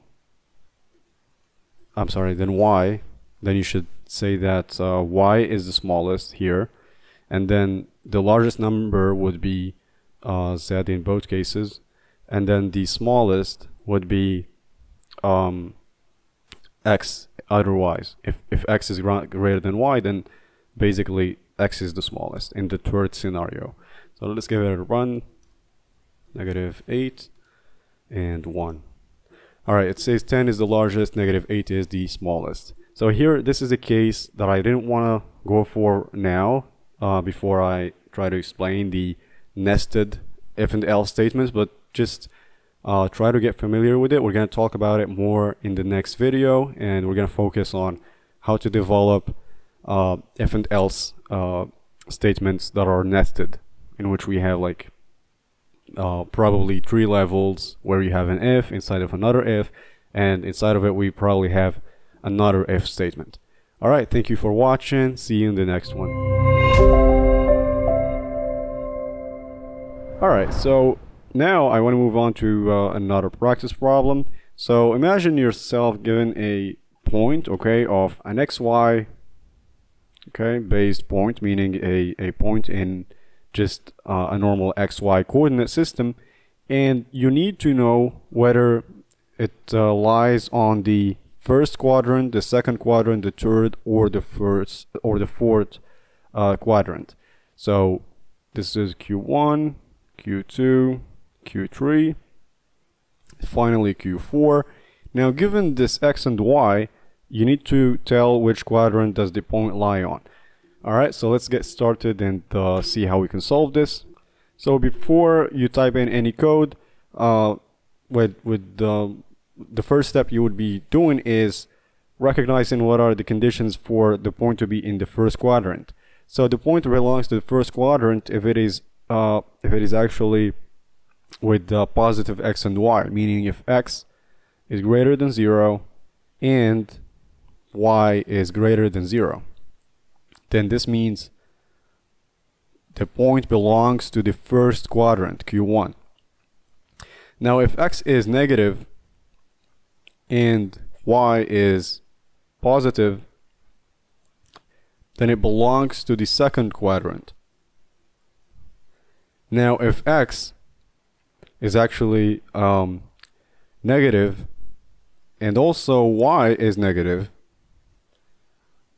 then the point belongs to the third quadrant. Otherwise, you don't even need to check. This is the first if, this is elif, and this is another elif statement. Finally, we have an else statement where you just say that the point will definitely belong to the fourth quadrant. This is in the case where x and y will definitely be non-zero numbers. Okay, so x the first, then 0, and also y the first, then 0. This is an assumption that we make just to avoid the point belonging to any of the x or y axes. Alright, so let's get started with the code. So I'll just lose these lines here until z. I think I can keep x and y because those are the coordinates, so maybe 10, negative 10. Now I need to tell which quadrant it is, so maybe I'll just create a variable quadrant and then assign to it 0. And then if x is greater than 0 and y is greater than 0 as well, then in this case the right quadrant is the first quadrant. Else if x is greater than actually x is less than 0 and y is greater than 0, then in this case the right quadrant would be the second one. Else if x is greater, or actually less than 0, and also y is less than 0, then we fall into the third quadrant. Finally, the only case we have left is the fourth quadrant. Now we can run this and see where does the point xy belong. So print, and then we're gonna format the output string to look this way. So the point x, comma, and then braces again y. Remember, this is the way we format the output string. This is in chapter 1. Actually, it's chapter 2. Python Basics is the second chapter. The first video will be about formatting the output string. Anyway, going back to business here. So the point xy belongs to the quadrant, and then you put the number of the quadrant, okay? Now let's run this. So the point 10, negative 10 belongs to quadrant 4. It is the case because if you try to 10 is almost here, negative 10 is over here. The intersection between the two lines, so means the point 10, negative 10 is in the fourth quadrant. Okay. Now moving on to one of the basic, or actually not basic but classic problems when it comes to conditional statements, is recognizing whether a year is leap or not. So let me show you here the algorithm. So the algorithm states that if the year is exactly divisible by 4, then it's a leap year, okay? Except for years that are exactly divisible by 100. So let me actually get the algorithm here for you.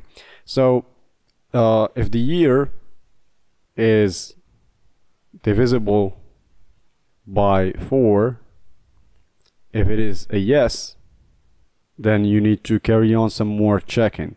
If it is a no, then it's not a leap year, not leap. If it is a yes, you need to do another check and see if the year is divisible by 100. If this is the case, then if it is not the case, if it's a no, then the year is leap. If it is a yes, if it is actually divisible by 100, then you need to check again if the year is divisible by 400. If it is divisible by 400, then it is leap. Okay, so if this is a yes, then it is leap. If it is not divisible by a 400, then it's not leap. Okay, so this is like a sort of a flowchart or a tree where you first check, okay, so how many ifs are we gonna end up with? So this is the first block, then inside of this if there will be another if, and then there will be another like another else, and then this else will check for 400. So how is it gonna look like?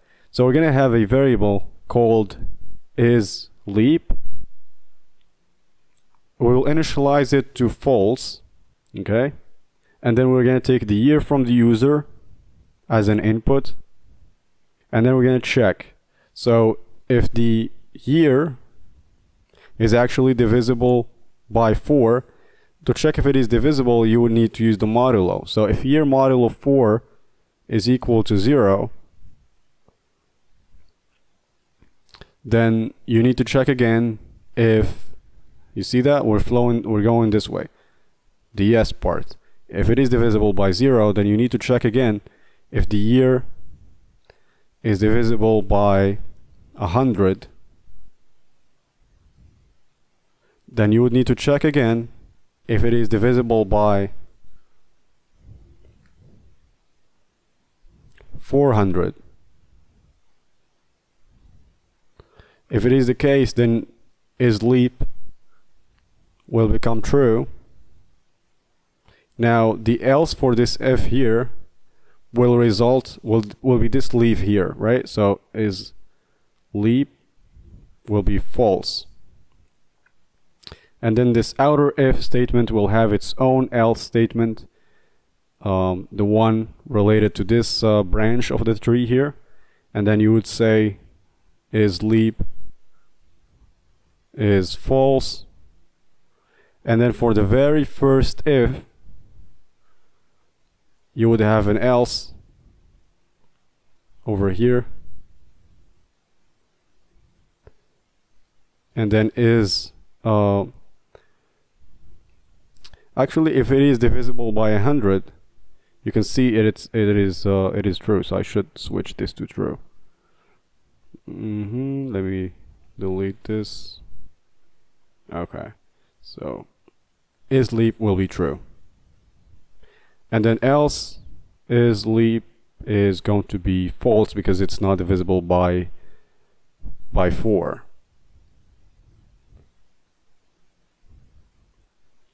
Alright, so let's try to implement this algorithm. So I'll just I'll hide in this right pseudocode here and just watch the tree here.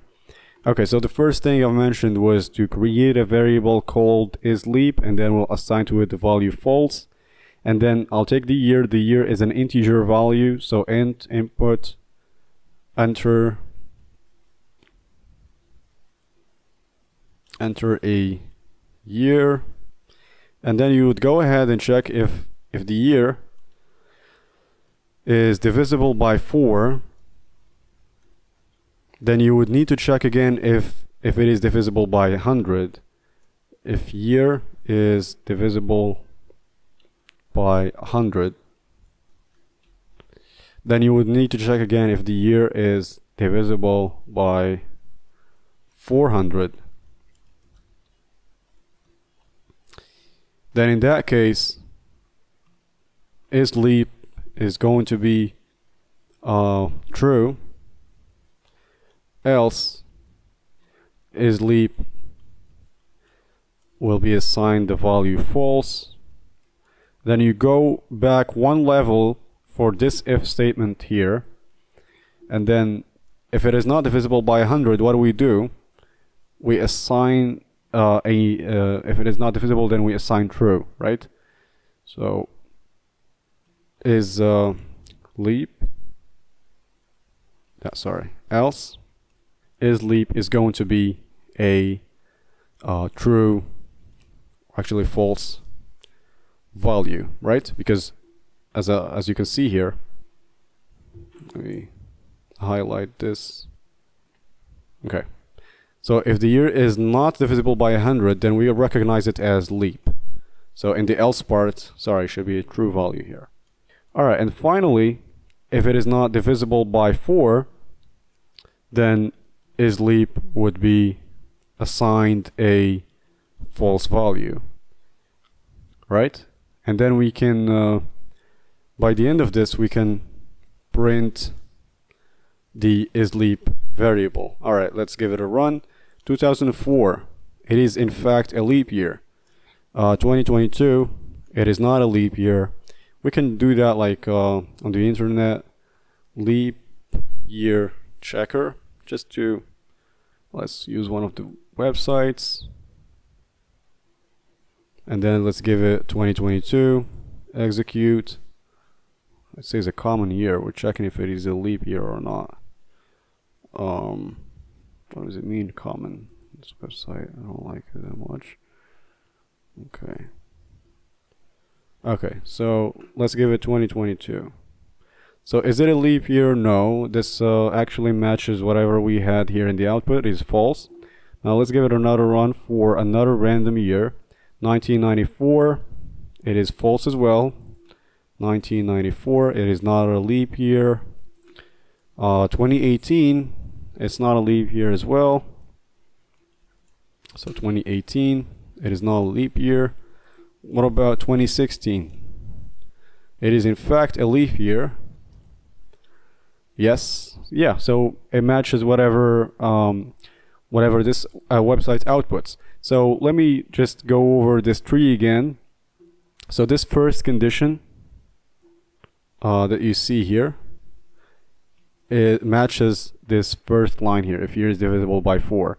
If it is the case, you want to do some more checking, which we actually do. Otherwise, you would just assign a false value to is leap, because the algorithm says that.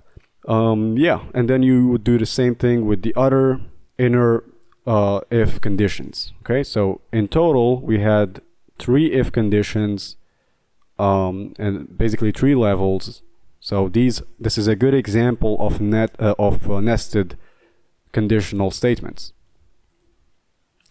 Now let's move on to a more realistic example. Now say perhaps you were given a task where you work for some just an electric bill generator, and they've given you a table that maps the cost of the electricity to a certain consumption range. So let's create this table over here.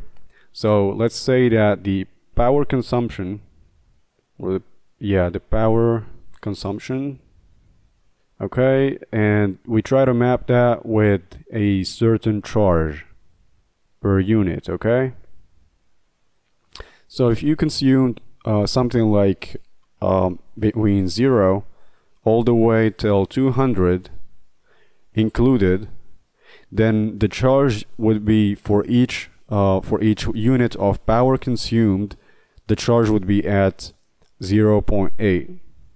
Otherwise, if it's from 200 all the way excluded all the way till 400 included, then the cost or the charge per unit would be 1.2.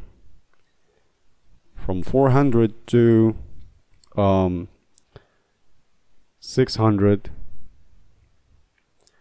the charge, okay, 400 is not included, 600 is included, would be 1.8.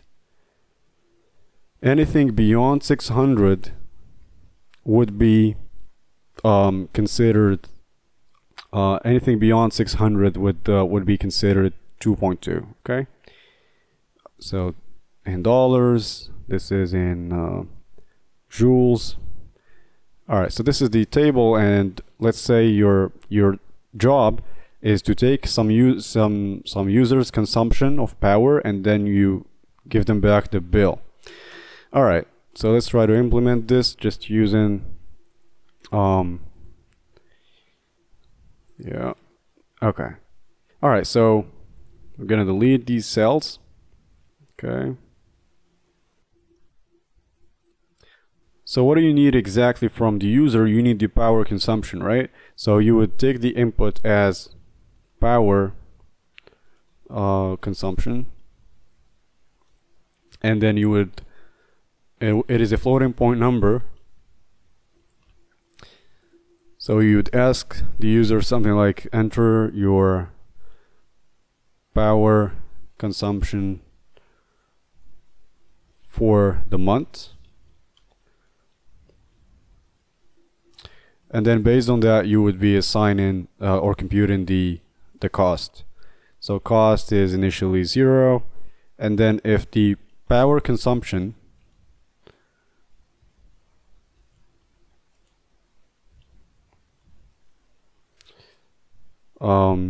is less than or equal to 200 because it's included,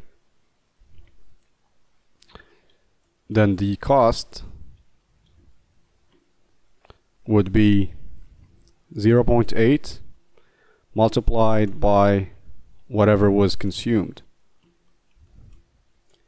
Otherwise, if the cost is, if the power consumed is actually greater than 200, or actually let's just use the range notation. So if it is between 400 and 200, then the cost would be 1.2 multiplied by the power consumed.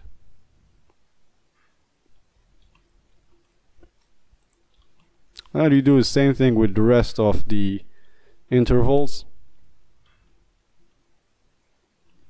If it is between 600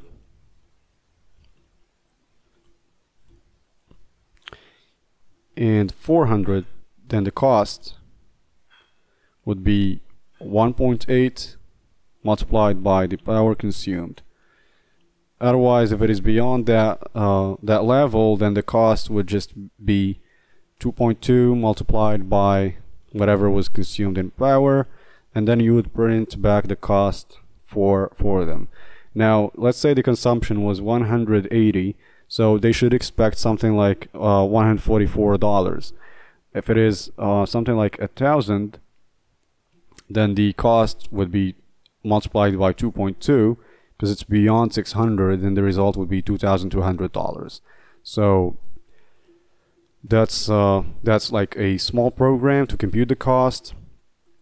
Now, in the next example, we're going to see how we can create a net salary calculator, or actually just a tax calculator, how much you actually owe to the tax department. And we're going to use something like a progressive tax bracket. So when we go in the next level, the next level cost or percentage will only be applied to the surplus. So we're going to see how we can implement a progressive tax calculator program in the next one. So see you in the next video. Hi there! Congratulations on completing this free 4-hour Python Essentials course. It's a great achievement, and I hope that you have enjoyed it. If you would like to become a Python pro and learn more advanced topics, head over to skillademia.com. Our Beginner to Advanced Python course offers extensive explanations, hands-on exercises, and practical projects that will help you become proficient in Python. You'll master advanced Python techniques, explore database management systems, and gain strong expertise in using the program for different aims. All of this while working on real-world projects and practicing your skills alongside the instructor. If this sounds like the next step for you, don't hesitate to check it out. Thank you for watching, and I'll see you soon.